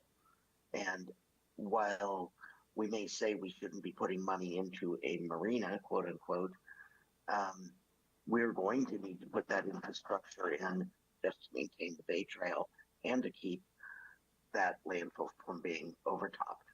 So, and the businesses to going under. So I think there's a bigger picture, and you can't lay all the blame on the marina and its aging infrastructure. And we should be putting resources into seeing what we can do, and we're certainly doing that with the sea level rise studies. But I think we need to look more cautiously at the bigger picture of how the marina benefits Brisbane and the Sierra Point as an economic zone, as a recreation area, and other things besides just the boaters. So, but with that, I do agree we should go ahead with the dredge contract. Councilmember Davis? So I love the marina. I think that we should do everything possible to preserve it. I think it's one of our biggest assets. I think it's, you know, we're so lucky that we have the view of the mountain, and then you turn around and you have a view of the bay. It's like no matter where you are in Brisbane, you have an incredible view. And I think I'm just looking long term at what a serious situation that we're finding ourselves in, which we are not the only ones. And so I'm hoping that there are, you know, solutions out there that we don't even know about yet. And I think that looking more broadly, maybe doing more investigation about the contaminants that we're finding is a really good idea. I'm very concerned because there's a story that's starting to tell us. And if we can get to the bottom of what's causing that, we should, because if that is coming off of the Baylands, we need to know. If that's coming from, you know, a cap failure, we need to know. Mm-hmm. Where those weren't there and now they're there. So that to me is a huge problem. And so I really think, you know, members of the public who've given us great ideas, things that we would have never thought about, and strategies. And I think this is going to take, you know, us, the community, staff, and other sister cities, so to speak, to come together to find solutions. Obviously, dredging is just part of the issue. I really appreciate Councilmember O'Connell's background, and what's happened with the marina in the past. I think this also informs maybe some policy decisions that we need to make. Is the money that we're generating from slip fees, will it ever be enough? Do we need to start thinking more creatively about ways that we can monetize the marina? Is that maybe some kind of facility that's rentable? Is that, what other revenue generating opportunities exist there? Do we need to have a plan where we just have consistent rate increases and, they go up a certain percentage every year?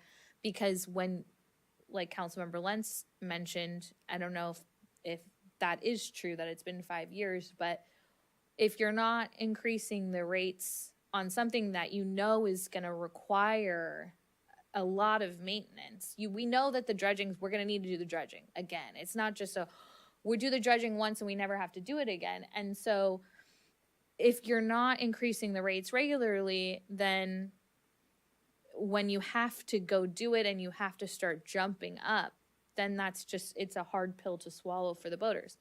On the flip side, if you're out of balance with what your marina offers and who your competitors are, then, you don't want to lose ratepayers, so to speak, because they're going to go find someplace better. So I think it just informs, hopefully, a broader council conversation about overall strategy as it pertains to the marina. I'm in favor of,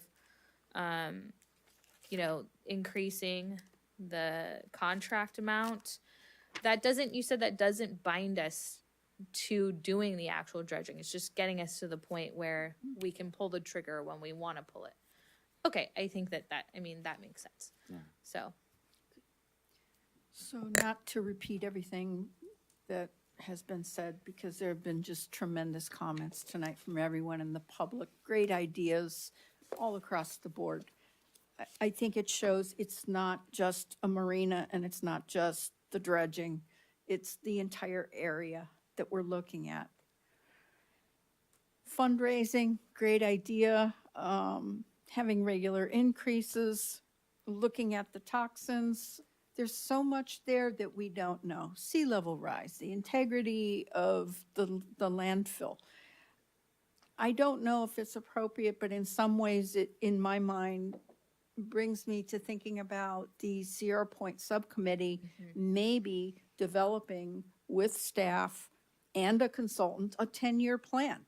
What would need to be done to replace the docks? What needs to be done for the storm drains, the potable water, the sewers, the breakwater, Sierra Point Parkway? All of these things, they overlap. They are all the integrity.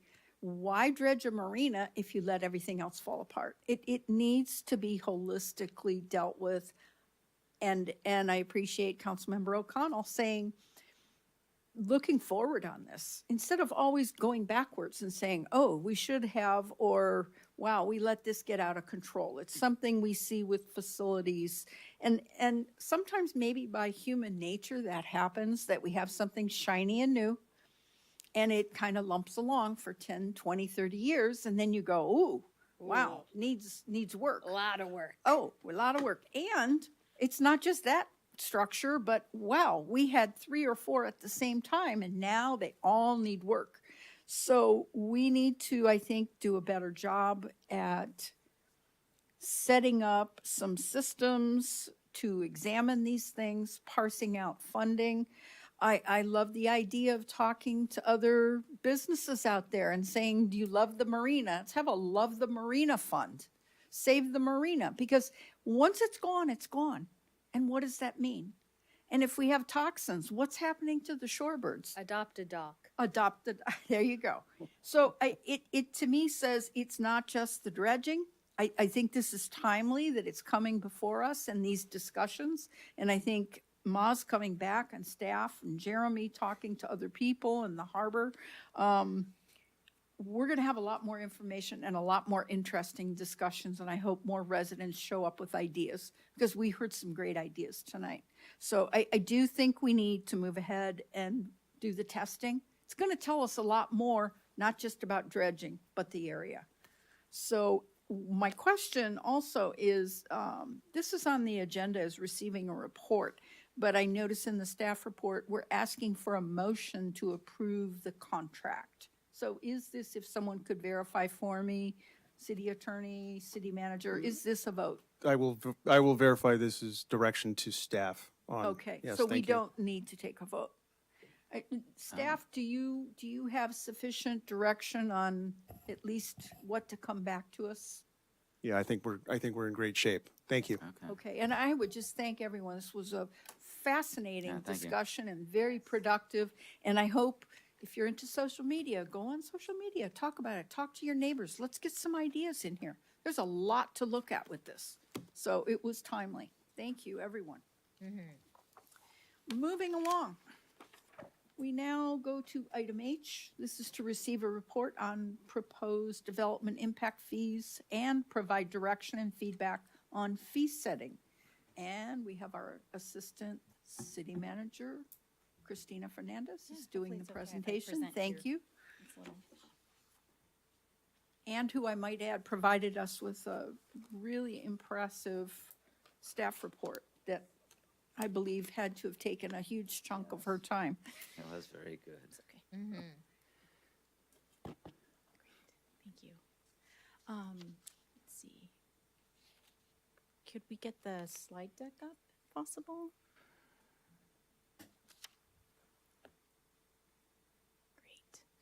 Great. Good evening, Mayor Pro Tem, and council members. Christina Fernandez, your Assistant City Manager.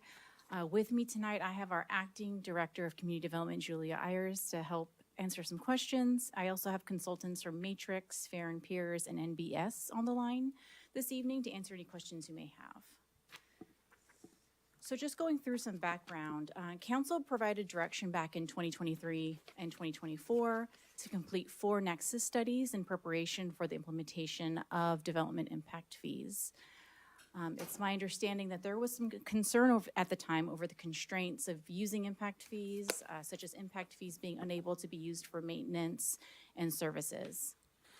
The 4 nexus studies that were completed were relating to parks and recreation, affordable housing, transportation, and public facilities. The last nexus study was completed late October, actually, of 2025. Next slide. So current fees. The nexus studies comply with AB 1600, or the Mitigation Fee Act, which provides provisions to establish, increase, or impose development impact fees. AB 1600 requires nexus studies to show that new development creates a need, that the development benefits from the item to be funded by the fee, and it also must prove proportionality to the impact created by the new development. Currently, the only fee the city imposes on development is the parkland dedication fee, which pertains specifically to residential development. And while not a development impact fee, the city also has a public art fund, or for commercial projects, over $1 million. Next slide. So with the 4 nexus studies in hand, staff engaged with Matrix Consulting to perform a comparative survey in order to gauge what the nearby cities were charging their developers. This really helps us determine whether the proposed fees were considered high or low or just about right. It also helps us determine, if we are aligned with everyone else. Cities are selected based on their size, their growth, and their urban form. And while the nexus provides a legal justification for the maximum fee allowed, fee setting is really a policy decision, and that's why we were hoping to get all of your feedback tonight on where you would like to potentially set a fee. Next slide. So the cities that were compared were six cities: San Bruno, Millbrae, South San Francisco, Emeryville, Burlingame, and Daly City. They were selected to compare against Brisbane. As noted, they were selected due to their size, their growth and urban form. That essentially means their makeup and the design of their city. Next slide. So we realize that there are a lot of different titles. It seems like various cities name things different things, have various titles. So I just laid it out. This is the title of our Nexus study. While the title might be commercial linkage fee, the name of the proposed impact fee is affordable housing, and how that translates in the survey is an impact fee for housing. Next slide. And with that, I would invite Khushbu from Matrix to join us online to provide just to run through the comparison. Yeah, good evening, Council. So like Christina mentioned, basically the focus of the comparative was to look at essentially what are all the different types of impact fees charged by the different jurisdictions. So, we started with kind of what the maximum justifiable fee was in Brisbane for each of the different categories, and we tried to keep them generic because, again, not every jurisdiction charges the same impact fees, and then just calculate out what those would be. So if we can go to the next slide.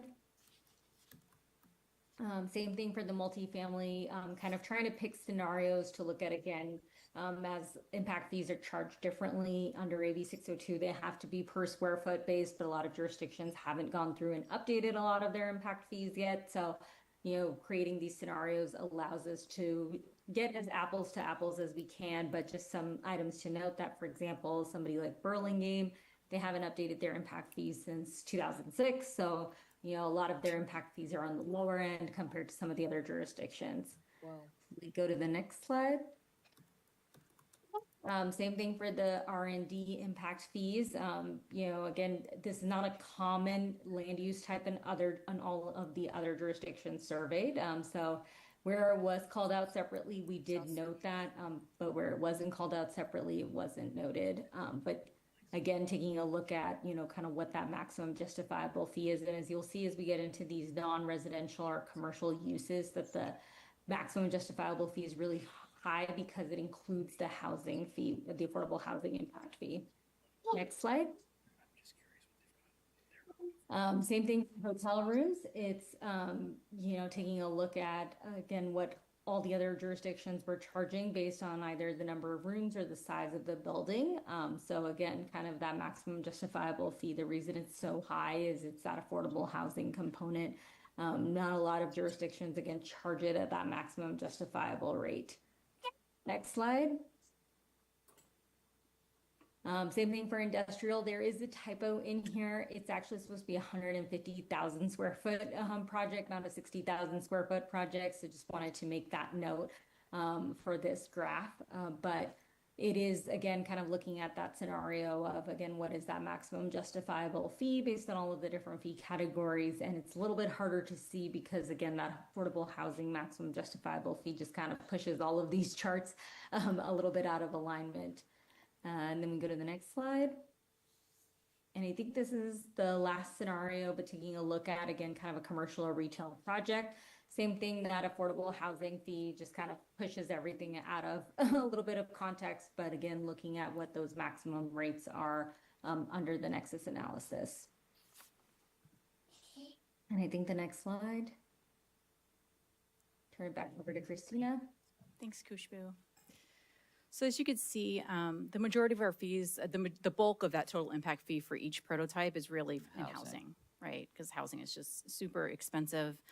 And this chart is really just to reflect, comprehensively where all the cities are, whether they're above, below, or at average for each of the prototypes.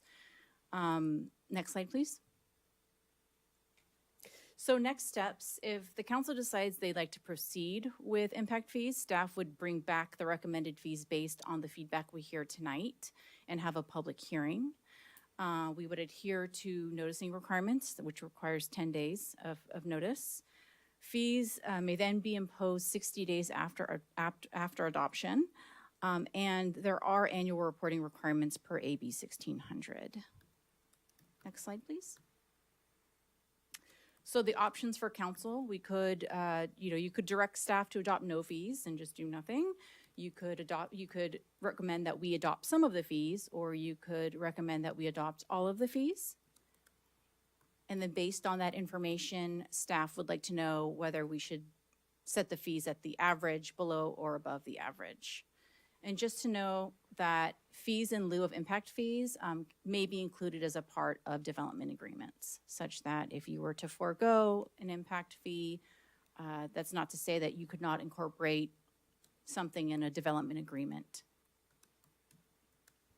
to recoup that money. Next slide. That's it. Thank you.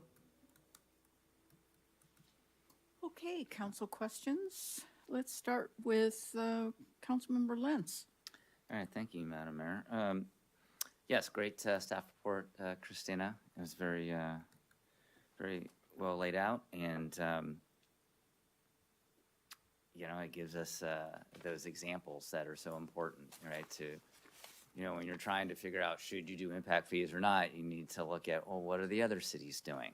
And so having that data gives you, you know, a foundation from which to start.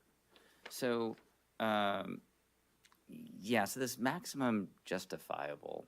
So that's not a realistic number, right? I mean, it's just, you're just putting it out there. You wouldn't mind just kind of explaining that a little bit more to us? Yeah. I mean, as I understand it as a layperson, the maximum justifiable fee is really just legally the maximum amount that we could charge a developer, right? Like that would hold up in court. But that's not what you would charge, because that would make, you know, the developing that would be infeasible for developers. It wouldn't pencil, right? Correct. So you couldn't do that. So most folks are at a little bit above average or at the average line or even below average, depending on what sort of development they would like to maybe be more competitive for in their city. Got it. Yeah, no, that makes sense. And so you're looking at, you know, what makes sense in the marketplace. Right.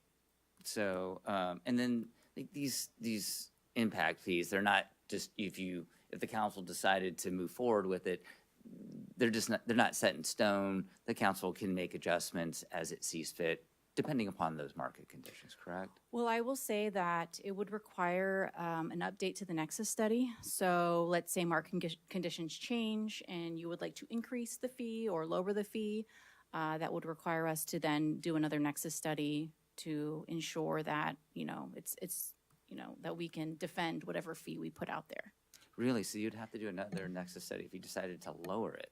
Well, I would defer to Tom if he's on the line. I know Michael opined on this earlier, but if Tom is available. What is the specific question? So say the council moves forward with the impact fees, and then say a year from now, 2 years from now, it's hurting development. And so the council decides to lower the impact fees. Would we have to do another Nexus study to lower those fees? I mean, honestly, I don't know with certainty, but I think if you're going down, the answer is no. I think it's up. The question then becomes whether or not anybody comes in and says that they paid it a too high of an amount the year prior. But I believe on Nexus, as long as it's going down and everything else is the same, you don't have to do any study. Okay, great.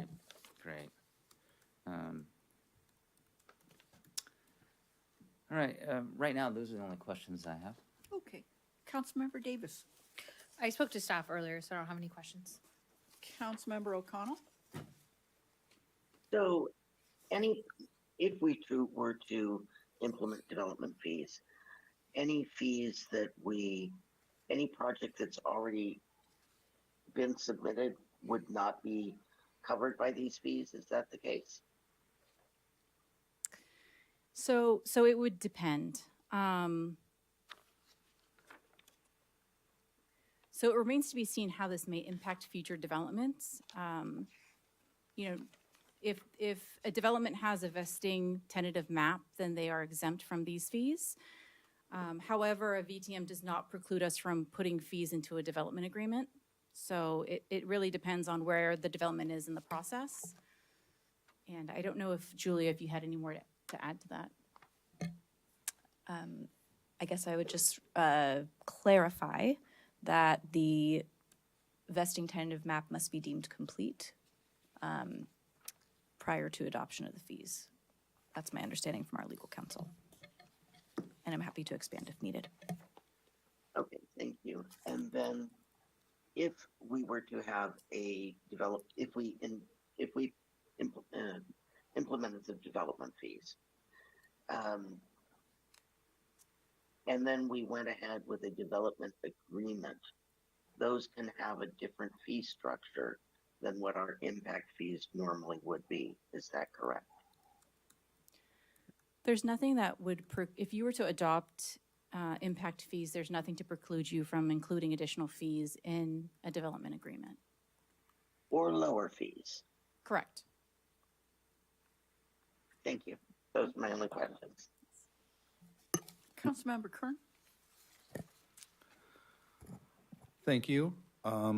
I found this way more fascinating than I was expecting to. So thank you so much for that. You sort of appealed to a niche interest I didn't realize that I had. In tonight's presentation, I saw a column that said Brisbane recommended, and it was not filled in any of the graphs. Can you just tell me what the definition of that column is? Yeah, I think that's dependent on feedback. So the maximum justifiable fee was like way up here, right? And so right next to it was blank. So depending on where you would like to be, we would then set a fee, a recommended fee for your consideration in that column. Got it. Yep. Regarding AB 602 and residential housing, do we have any flexibility to that? Or is that more like a light switch where we're either in compliance or we're not in compliance? Julia, did you want to take that one? Can you clarify, council member? Can you clarify the question? AB 602's requirements related to the non-commercial linkage fee? Could you speak up a little bit? We're having trouble hearing you up here. How's this? Good. I guess I need a little clarification. Are you referring to the AB 602 requirements for the fees that are proposed that are applicable to residential development, which exclude the commercial linkage fee or affordable housing fee? Correct. It's the square footage based calculation. Gotcha. I was not lead staff on those other reports, but I'll do my best. I believe that the requirement of AB 602 is that we provide a square footage calculation because that's proportional to the actual impact of the proposed housing unit versus a per unit calculation. But Christina, feel free to clarify. And through the chair, there was a previous discussion related to lowering and raising the fees that we'd like to clarify. Julia, please go ahead. Our understanding in prior conversations with legal counsel was that if the council presently sets fees less than the maximum establishable fee per the Nexus study, that fees could be raised above that so long as we could confirm the previous Nexus study was still applicable and that the increase was within the range permitted by the Nexus study. And I would also note that Nexus studies must be updated every 8 years. Okay, so you have an 8-year period. Okay. Julie, if I may, I think I misunderstood a message I just got. Did Michael speak to whether or not you have to do a new Nexus study for going down with a fee as long as you're still within the range? So I apologize if I wasn't clear earlier. Michael did say you would not have to do a new Nexus study if you stayed within the range, but if you went above it, you would then have to do a new Nexus study. Thank you. Okay. One final question. I never have a final question, do I? There's always another one That's okay. hiding. We love you still. So regarding the service population weighting, again, this is all fascinating stuff. We know from a Parks and Rec's amenity, our Parks and Rec amenity reporting, that a majority of the people that use our pool do not live in Brisbane, actually. And so I saw that we're choosing to weight employees at 0.25 for recreational facilities versus, 0.1 for employees in the city of Brisbane versus 0.25 for residents. And I just thought that was fascinating. So my anecdotal piece back to you, Christina, you don't have to do anything with this, is we already know that people from outside Brisbane use our pool more frequently than we do. Right. So maybe that's just something to think about. I did lie. I have one more question. So I thought Emeryville was a super interesting choice to use as a comparison. And the reason I say that is they are the closest one of all these cities in terms of population to us. They have about 13,000 people, and all the other cities, obviously Daly City is well over 100,000 people. And I look at a place like Emeryville, and I don't know how much developable land they have left at this point. They also have like major retailers like Home Depot, IKEA, Target, all that good stuff going on over there. And then I start looking at all these other cities. Daly City is built from end to end, all the way to the coast. They don't have any room. Do any of these other cities have a project as large as the Baylands looming out there? I'm not aware of one. I don't know, Julia, if you. Excellent question. We would probably need to look at more of the other cities at the 6 comparison studies. Certainly, I can't think of Daly City having a major commercial development. I live there. So we may have to get back to you on that, but great question. Okay. Thank you. That's all I have. Are you sure you've asked all the questions? I'm done for like 30 We'll seconds. let you come back if you think of another one. Thank you. Okay, we aim to please. This is really such an interesting topic, and one of the hot topics surrounding this everywhere in the media is, of course, housing advocates saying, get rid of the fees, get rid of the impact fees because you're discouraging housing. And it's difficult to look at some of these reports where we're told some of these cities may not have updated since 2016, and to try to figure out how you deal with that. But also in looking at potential developable areas in Brisbane, be it residential or commercial, the one thing that seems to stand out in terms of justification is transportation, because we don't have it. We are in many ways a transit oasis, unless you're on the Baylands, but everything else is difficult. So in terms of when you have the different categories, and if you have to justify with a nexus study, is it a problem if you zero in on one particular or 2 particular categories and you go, maybe not the max, but you go high and you're a little city and people go, what are they thinking? Do we run into problems like that? I would say as long as we're within the range, legally we can defend it. Now, if it all depends on sort of how that might, depending on where you put it, right, or where you set the fee, it may, that may discourage development if you set it too high, right, above the average. And when you talk about wanting some direction from council, could you be a little more specific? What would you want to hear from us tonight? I think it would be helpful to hear if you are interested in adopting all of these fees, and if so, for each fee, if you would like it to be higher than the average, or at the average, or below the average, because then staff could then take that and do a little bit more due diligence around where we could potentially set the fee, and then we could bring that back to you with a recommendation. But that's really a policy decision that staff is not, it's not really a staff decision. Okay. Yeah. So if it would be council's pleasure, do we want to go through each category, have Christina bring them up? I did have a question, actually. Okay. I do have one more too. Oh, okay. Madison Yeah, said since first. the rest of the council is wanting additional questions, Well, I will do it too. I deferred. I didn't ask my first She set of questions. didn't ask a question, so So she has a credit on her account. So I noticed that other cities have library fees, childcare fees, and utility fees. And library and childcare is pretty straightforward to me, but I was wondering if you knew more about utilities and how those impact fees are used. Yeah, that's a really great question. Because we might be in the market for some of that. Yes. I would ask Kushbu if she could maybe provide some information on that. Yes, sorry, I have a sick kid at home. Oh, no. He decided to wake up right now. But the utility,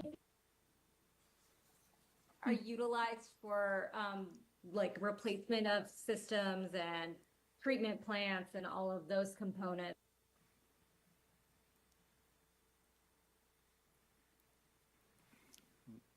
Apologies for that, but yes, so the utilities fees are for water and sewer systems, sometimes stormwater drainage systems and replacement of those items.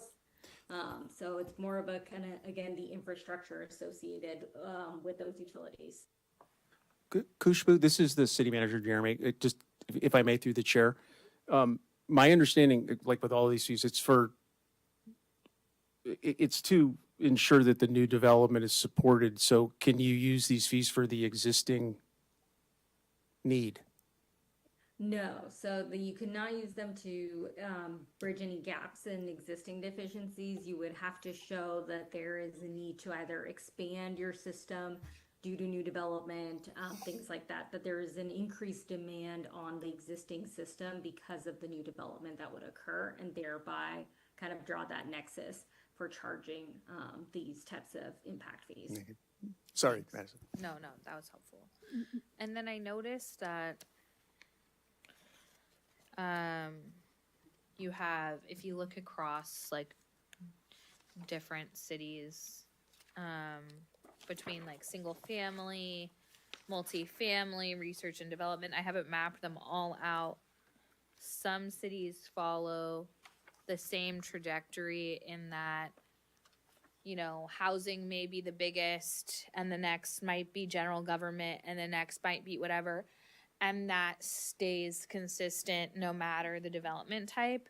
Whereas other cities, depending on the development type, the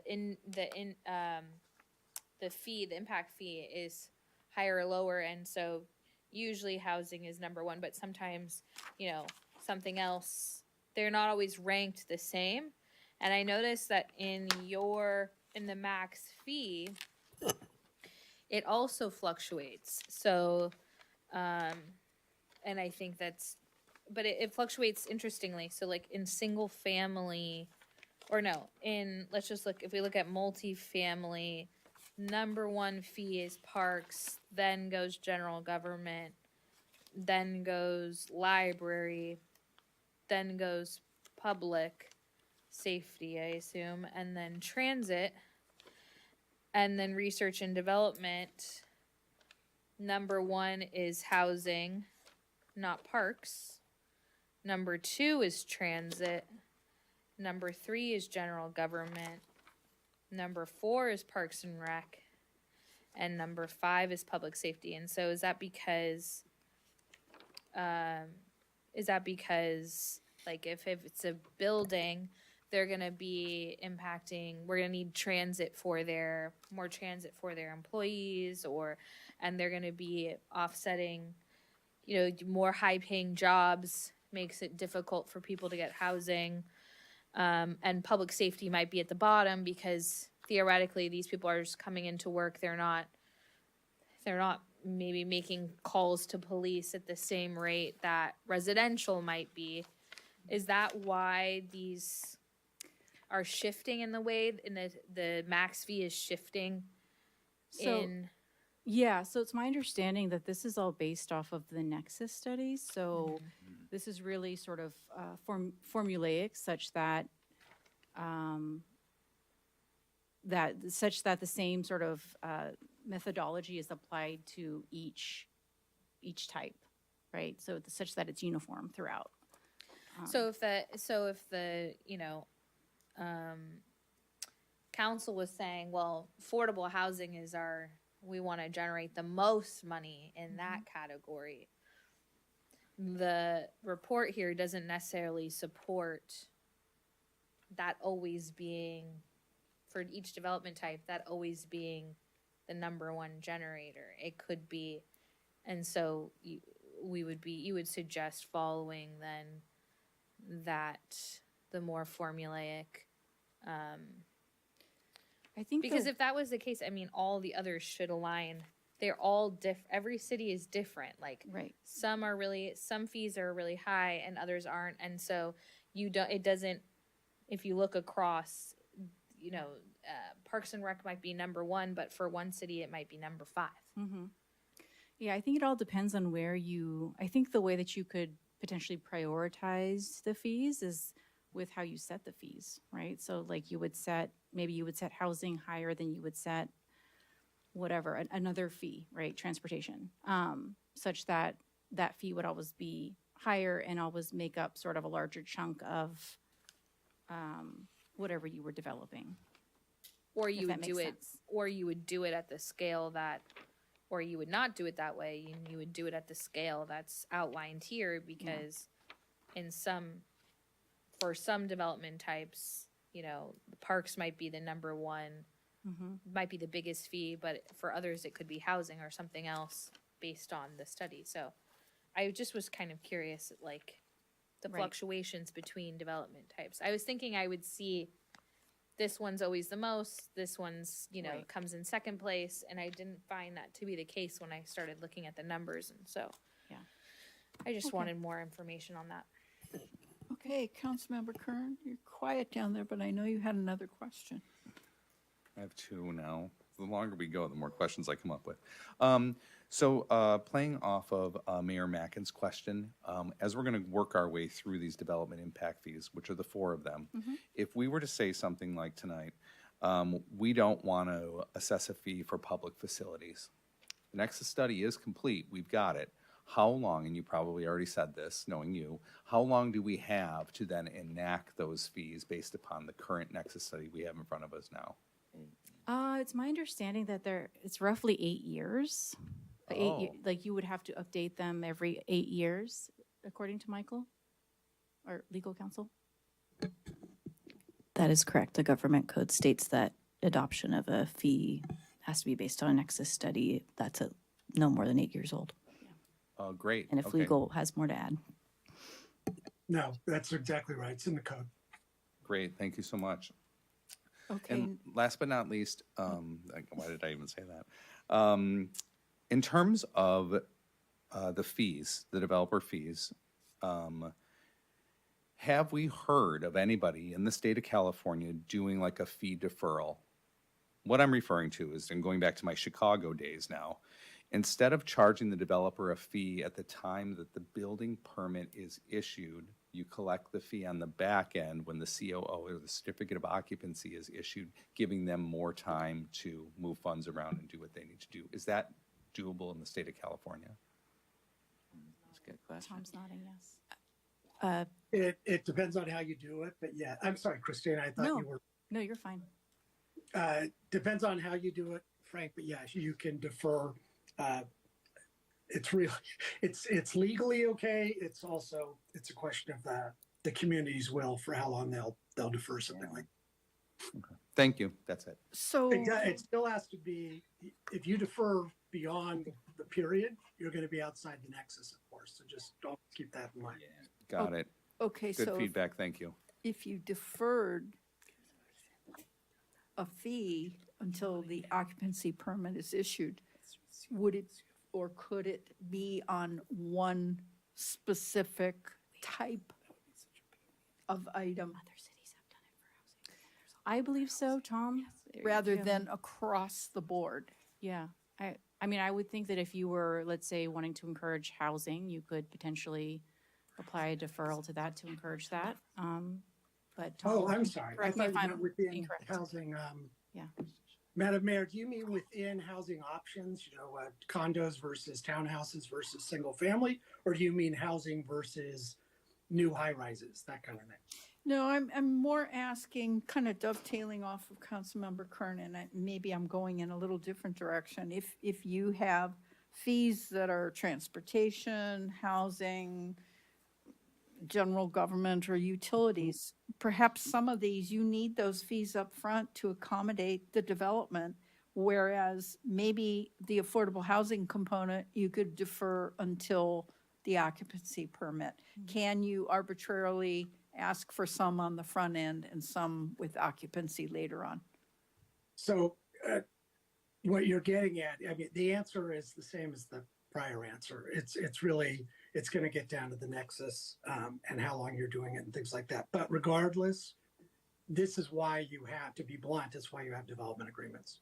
Okay, You build this stuff in. all right, fair enough. Councilmember O'Connell, I don't know if you had a burning question that we haven't touched base with you. Would you like to ask? I think my comments, questions are more in the discussion realm. Okay, so. Madam Mayor, Yes, before moving to discussion, could you give the public a sense of the timing of the special meeting because it's noticed separately? the timing, Oh, yeah, just don't. the timing of tonight's special meeting. Yeah, are you still going to be holding it? There could be people waiting for that, just so that. I see. The timing of tonight's special meeting, I would project at around, well, we're getting close to 9 PM. 9:30. Could be around 9:30, I would say. Close enough, so they have an idea. Thank you. Yeah. Thank you. So part of this is if we do a deep dive into what kind of direction we want to give to staff. I'm just looking at the time. Do you believe we could get through that? Or would you like to bring that back? Christina, may I jump in? Yes, please. Through the chair. I think, well, it certainly depends on the level of discussion that the council wants to have tonight. I mean, Exactly. ultimately. Yeah. I mean, I think there's a pathway to have a quick version of the conversation with just real high-level guidance, but that might not satisfy some of the additional questions. Just full disclosure, to a conversation that the mayor and I had earlier, we talked a little bit about whether or not this might happen. So we could, if the council believes that there's going to be much further discussion, we would come back as this kind of item. It wouldn't be a decision-making item. If the council believes that those can provide a little bit of direction tonight and that those questions won't be substantial, we would bring it forward as the public, we would bring it forward as a decision-making item with the public noticing requirements that were described earlier. So that's at the pleasure of the council. And do we need to open this to public comment before we go into detail? Well, I believe you're It's a moving in. best- I'm sorry, Tom. I believe you're moving into discussion, so I think public comment is next. Yeah. Yeah, that's what I was. Okay. But yes, you should not defer public comment if that's coming up, Okay. because you're going to come back to it. You're going to offer public comment on both occasions. Thanks. Okay. So let's move into some public comment. Anyone here? This may be very quick. How about anyone online? No, Madam Mayor, none. Okay, we're coming back again. That was so easy. Wow. Got to sit for a minute. That was such a long discussion. Really good input, though. Do you, Mayor Mackin, do you mind if I start? Well, if we could have some sort of a system to how we approach it instead of just jumping all over the place. Well, I ranked what I thought. The only thing that I've done is that I've ranked where I thought we should be below, above, or at average for each of the development types. Okay, but if we can take each one at a time and see how all of us weigh in on that. Okay. Oh, yeah, that's good. Yeah, and By I'm sorry. development type, you meant land use? R&D, hotel, industrial. You know, I do have just some quick questions for staff before we go. 'Cause I thought Okay, that we so were gonna does do, anyone else have quick questions for staff? Okay, go ahead. Thank you, Madam Councilmember Mayor. Reyes, So, no problem.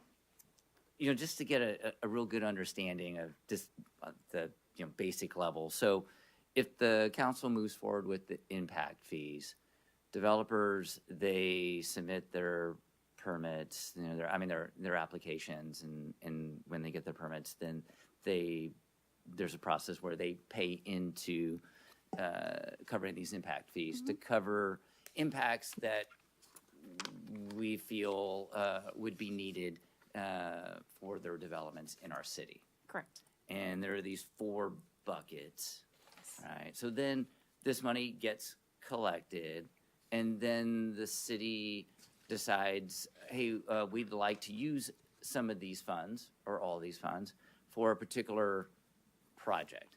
So we know we have the transportation impact fee. Say there was a project on Bayshore Boulevard that we wanted to improve safety on.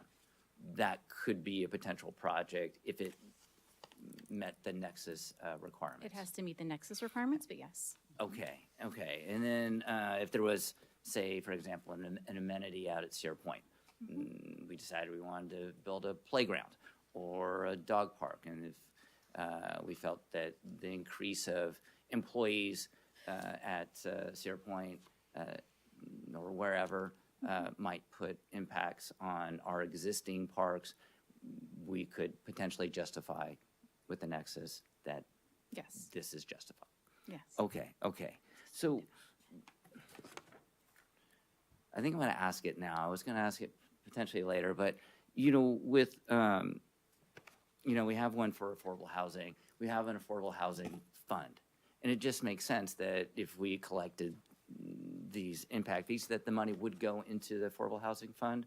I see. That's my understanding, yes. That would okay. Yeah. And then I know you mentioned that the public art fee is not an impact fee, but when there is development, those funds, those monies collected, they go into the public art fund. Okay, so these other ones, we don't have clear funds for them to go into. We talked about I guess whether they just go into the general fund. We would or create a special we would fund for create them. a fund. Okay, Yes. so They would be, we would have to, because we would have to report on the use All of the the reporting, funds absolutely. per AB 1600. Yeah. that makes sense, because then you would have greater transparency and accountability, and it's all right there in case anyone challenges. Exactly. Okay, there you go, thank you. Oh, I have one quick question. Okay, It's- Councilmember Davis.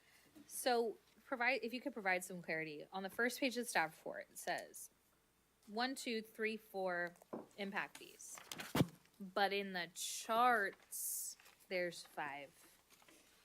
Yeah, so office, it's my understanding that R&D and office for many cities are combined.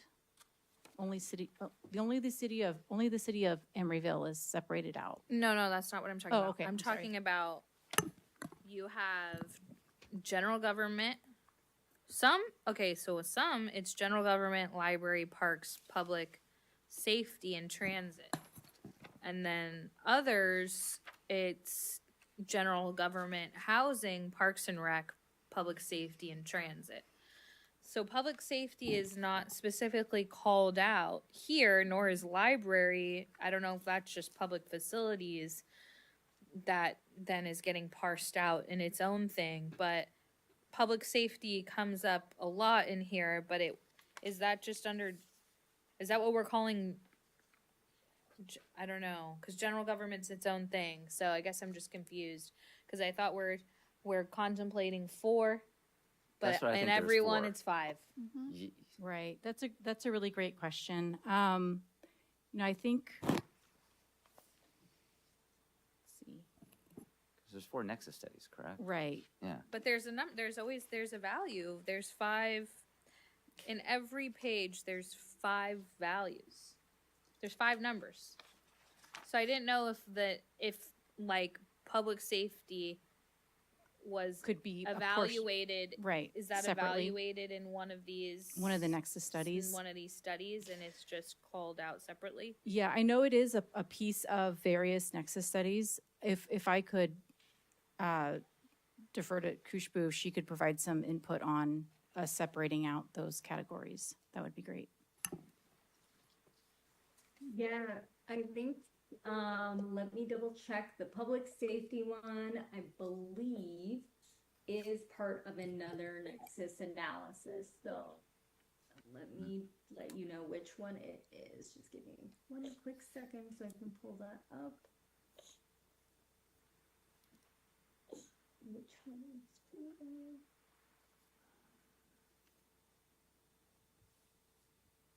I believe it's part of the public facilities one. Okay. That's the one that police and fire are part of. Okay. Is that it? Mm-hmm. Okay. Christina, would you like to lead the introduction on these? Sure. And, Maybe and if- also just a question then, does staff have recommendations, or is that something you would want to come back to us on? We would, based on the feedback tonight, we would come back with a Okay, recommendation. but so you don't have any preliminary recommendations? Okay. Yes. So if we want, could we pull the slide deck back up and maybe go to single-family residential? Angel, I don't know if that's possible. Thank you. There we go. Oh, yeah. All right, so, single-family residential. So, here we have, housing is not being recommended for a fee, for an impact fee. And so with that in mind, would love to hear your comments on, where you would like to set this fee.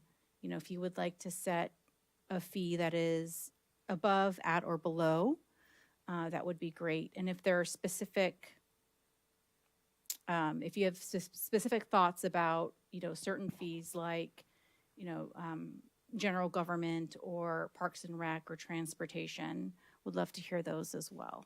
So does that sound like is that a good cadence to go through for each prototype, or did you Yes. foresee something different? Yes.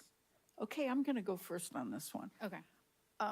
I have a problem somehow with a 2,500 square foot single-family home as being excessive, because that's almost normal now, even though years ago it wasn't. However, in many ways, new homes, new residents, I think, should be helping pay for general government. As the population increases, we have more needs for general government. And potentially transportation, because otherwise we're going to have a glut of cars, and we keep saying we want people to get out of cars. Well, then we need more transportation options. Potentially also Parks and Rec. More people using our parks, maybe we need more parks. At the very least, they're going to need more maintenance. So spreading people around to more parks might help that. And public safety is also, I think, part of this, because there's going to be a need for more fire and police. Those are my thoughts. Councilmember, let's try O'Connell. Councilmember O'Connell. Yes, hello. I have a question on single-family residential. Would that be including such as townhomes? Or is that considered multifamily? I would say Julie, I believe townhomes are single-family. Yes, they're single-family attached. Okay. Townhomes are single-family attached typically. They're not like apartment buildings that have, one structure with many units inside. They are physically distinct. Okay, so, okay, I just wanted to make sure that that's a separate entity that is, not necessarily just a standalone one home. Okay. So that being said, do you want to weigh in on what you think would be the priorities? Well, I do believe we wouldn't want to include extra housing costs to service those in that mix, but I do think they should be paying for the other portions, and I think we should be. I think that Emeryville, Burlingame have not raised their rates, and maybe they just haven't done the nexus study and gotten to that point. But I don't think we should be below average on this at all. I would suggest that we are a little bit above average. Okay. Before we go on, do we need a motion to extend the meeting? City Clerk? Yeah, Madam Mayor. Yes, Madam Mayor. Okay, could we have a motion? I make a motion. Extend to, how long do we think? 9:30? Is that going to be long enough? You can always do another motion. Well, we said, yeah. My thought right now is that this is probably going to take a little while. I thought we need a motion at 9:30. Yeah, we're 6:30 a to little early on 9:30. it too. Yeah. Okay. But my sense of the pace of the conversation so far is that we're probably going to run out of time. So my suggestion is to defer the conversation to the next meeting. Can I make a recommendation? Can we walk away from this discussion right now, tonight, all five of us, with a homework assignment, and we come back with a matrix that makes this discussion a lot easier? So, for example, Mayor Mack, and you already gave your reasoning for what you were supporting here. Councilmember O'Connell said she would like to see above average. I think if we had a tool in front of us where we could sit down and have that conversation really easily next time, I think that would facilitate this moving forward more quickly. I actually really like your suggestion. It's a lot to digest, and we've learned some things from hearing from staff tonight. I think that would be an excellent idea. How about everyone else? So a matrix, I have my matrix already. So do you mean physically printed so we can look and compare, or just prepped for discussion? I think just really prep for discussion so we Okay. can just be like, boom, boom, boom. We Right, go, I move agree. We quickly can in that. distribute something to the council and then have it live, and we can work on it together. Yeah, I'm Okay, happy that's a to good idea. distribute Okay, a good template idea. of some sort. Everyone concur? Yes, Councilmember Lentz, that'll work for me. Councilmember O'Connell? That's fine. Okay, okay. Okay, great. All right, Thank you. thank you. Thank So you. we look Thank forward you. to this coming back. All right, moving on. Okay. We are now at staff reports. City Manager, could we have your report, please? Yes, I'll be very brief this evening, and I'll just relay a few upcoming events that are of note. First, just that we're going to be closed on Monday due to the holiday. Towards the end of the month, on January 24th, Silver Spot will be holding its pancake breakfast at Mission Blue 10 to 2. On the 31st, we're going to hold a brand-new event here in the community, your doggy dip at the community pool. We're taking advantage of pool work that we need to do. My understanding is that we've had over 30 dogs sign up to participate. Wow. Still early. And we're going to have to actually create additional slots to make sure there aren't dog fights out there. Can I ask a question? Yes, ma'am. If you don't have a dog, but you just want to spectate, do you Have to have buy a to ticket. register? You have to buy a ticket, but it's cheaper than buying a dog ticket. Okay, you just Yeah. All about it. 7:30 to 9:30 the same evening. That was the 31st, is the Artist Evening of Sharing. That's going to be at Mission Blue Center as usual. And then two events, I believe it was two events in February. Teen Technology Support for Seniors, 4 to 5 at the Sunrise Room. And the morning of your next council meeting, February 5th, meet the new directors at it's an open house at Mission Blue, 8 to 9. That's where you get to meet Moz and Julia. We hope to see folks come out and say hello. Thank you. Okay. Countywide assignments and subcommittee reports. Cliff, you want to do a Parkside 2 ad hoc subcommittee update? Sure. So I guess it was last week. Yeah, the days are just moving so quick. Mayor Mackin and myself, we had a meeting with an architect from Mill Valley. The architect had designed the old mill, Mill Valley Old mill. lumber yard. Yeah. So it was a former lumber yard, and they converted it into a retail village. And he and his assistant came down to Brisbane for a little walkabout and discussed various features, similarities to Mill Valley and Marin County, and they were very excited. They saw a lot of potential for Brisbane. It turns out that I didn't know this until later, that the architect had also worked with the city of San Mateo in designing a part of Hillsdale Shopping Center. So that was helpful. And then we've also had great discussions with staff, Christina and Maz and Julia, just looking at various options for circulation. And we're still assessing those and hopefully have some more answers later. You want to add anything else? I'd just say it was a really interesting discussion because Councilmember Lentz, then Mayor Lentz, had reached out to the architect because he and I had spoken about that area in Mill Valley and what it was historically and what they turned it into. And they did a great job at primarily with the focus on preservation and providing a really nice meeting place for people. It's both retail and there are businesses there as well. And it is right near the center of town.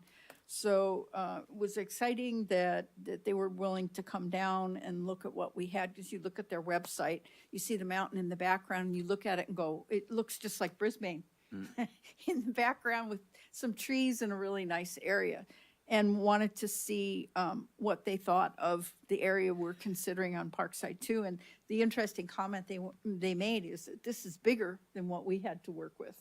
So they felt there were all kinds of possibilities. And I won't bore you with, we just talked to them about different things we were looking at, just generalities. And that's about as far as it went. Yes. Yeah. Okay. Exploring all possibilities. And we have been prevailing upon our Public Works Director to come up with assessments of infrastructure, all the things that would be needed for any changes on Parkside area, also on Bayshore in terms of traffic circulation, signals, and because you've got to think about the infrastructure before anything else. It's like fitting puzzles before you think of any ideas. So that's kind of where we're at, and we haven't met yet to receive those. That information from Moz yet. All right, Councilmember Davis, you look like you're ready. I don't have anything. Okay, I was like, don't Councilmember call on me. Kern? Hey, we skipped over countywide assignments. Is that okay? Or You just whatever you have. okay. Go right ahead. Countywide assignments. This Tuesday, I attended the local policymaker group for Caltrain at their headquarters in San Carlos. We did a hour-long workshop on crossing safety, which was interesting. We don't really have any crossings in Brisbane, but I participated in the workshop anyhow. I was excited to learn, however, that 2026 initiatives are coming forward. One I'm super excited about is station activation. So I'll be reaching out to community members, one is here, to come up with a list of dream items for our train station. And then number two, they're looking at doing some programs for increased ridership, and that is by putting passes and giving access to people to ride the train and try and get ridership up. So those are coming in 2026. Excited to work on those. That's my update. Thank you. Okay. Councilmember O'Connell? So I wanted to comment on the Fiscal Policy Subcommittee report that is the recap that's published here on our agenda. And I wanted to make a couple corrections. Councilmember Mayor Mackin and I met with staff, and when we discussed the master fee schedule and we got the matrix that was adjusting the entire fee schedule and what it really costs the city to do business on behalf of our citizens. In this report, it says that we wanted to make some changes to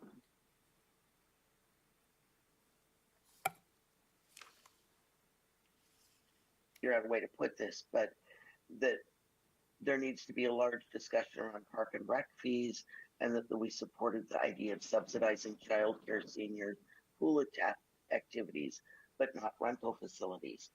And that's not really true in my recollection of the meeting.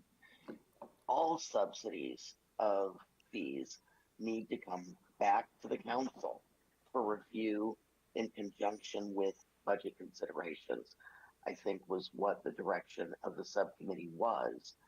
And that, we said that typically some park and recreation senior services were subsidized, but that wasn't the recommendation from the subcommittee to continue that. It was that it would need to be reviewed by the entire council. And so what had happened is we wanted to get a little more clarification from the department heads on what fees they felt would be difficult to bring up to what it costs us and why they would want those to remain lower than the actual cost. And those discussions would then be brought back to the entire council to make a decision if we wanted to continue to subsidize those. We also did not discuss necessarily implementing the fees at a slower rate. Again, that would need to come back to the council. So I wanted to make those clarifications so the entire council and the public knows that where we're at and what our expectations will be when we bring this forward to the council. Yeah, I would concur with what you said, Councilmember O'Connell. We asked a lot of questions. We asked for more information with the goal of the subcommittee not saying, well, this is what we think should be done, but bringing the information to the council because we felt that the council needed to review a lot of these different fee policies that hasn't been done for a long time. And as a subcommittee, we felt the whole council should be reviewing those kind of policies. And I would also note that the report on subcommittee says that this will come back to the council on February 5th, and I'm not sure that that will happen because upcoming subcommittee meetings, there was a fiscal policy subcommittee scheduled for January 20th, and we're told that is canceled and being rescheduled by staff. So it might be a later council meeting.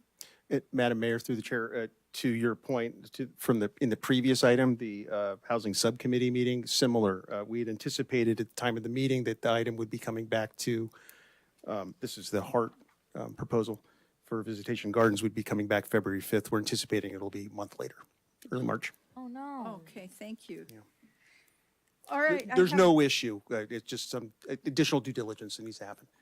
Okay, I have a PCE update for you, and I'll make it quick. Brisbane has always had high participation. It actually went up a little. We are now standing at 97.5% of Brisbane residents are customers of PCE.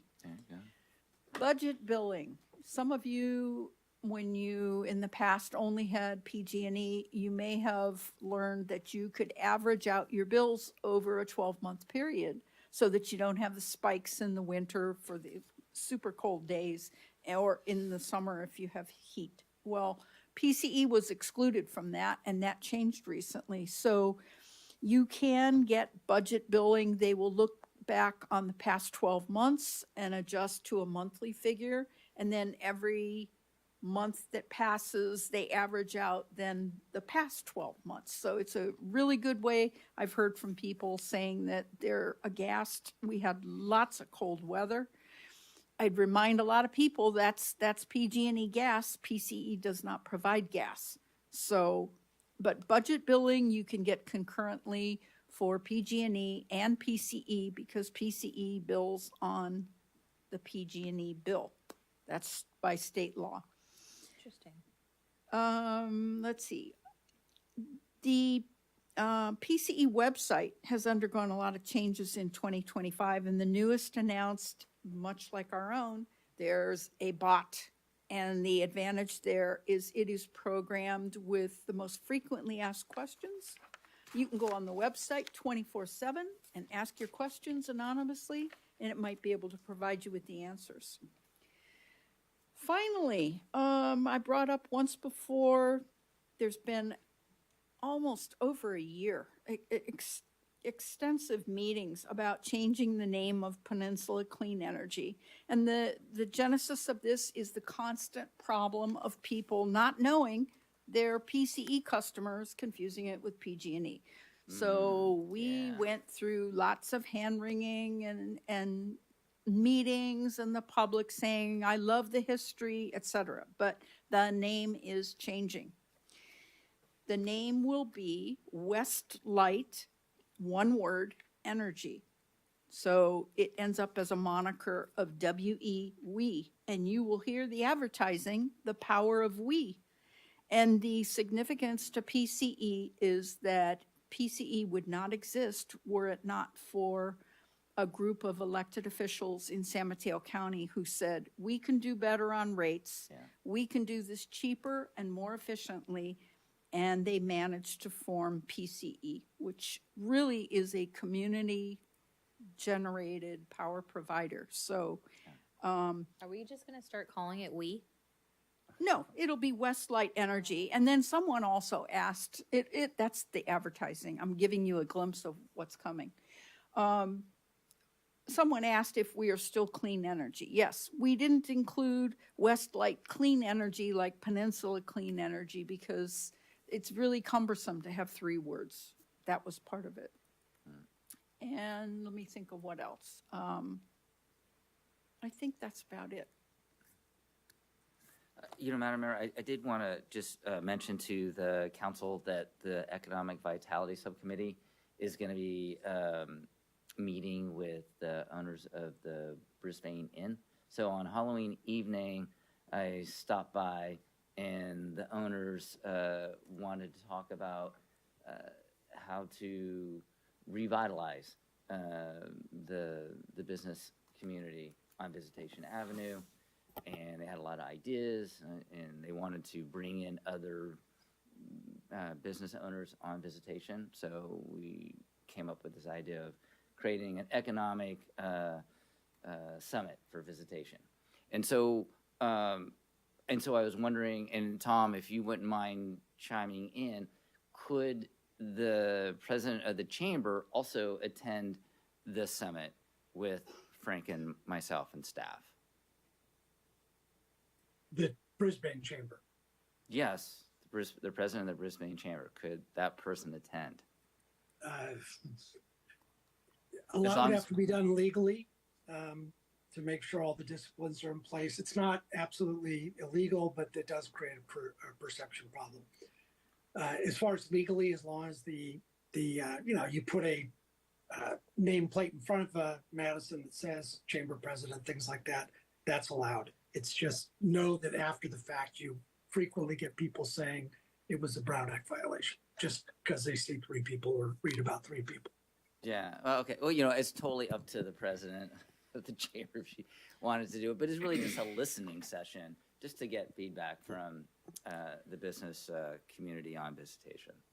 I'm gonna be really careful about what I say, but I, as a council member, would say that maybe the economic development subcommittee might want to consider having one representative from the subcommittee, and that to allow a representative from the chamber to attend. That way there would be no apparent. Yeah. I like that. Okay. Frank, you want Because to I see a large need for, it would make sense for that entity to be part of that conversation.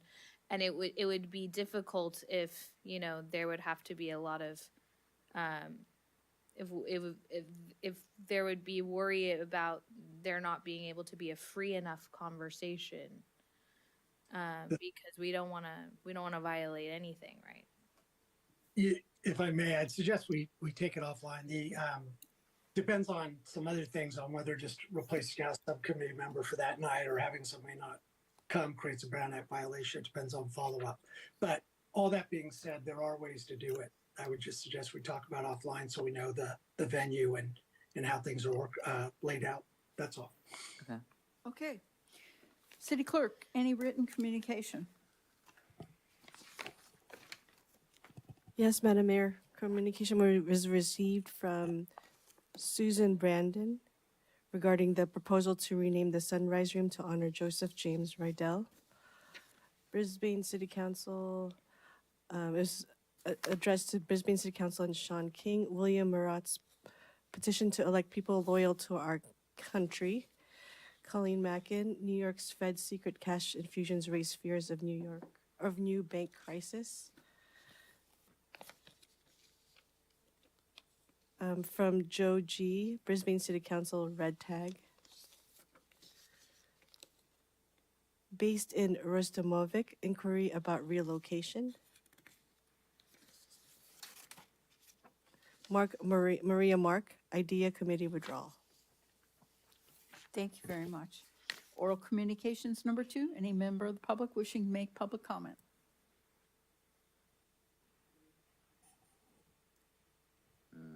No hands online, Madam Mayor. Good. Okay. Move quick.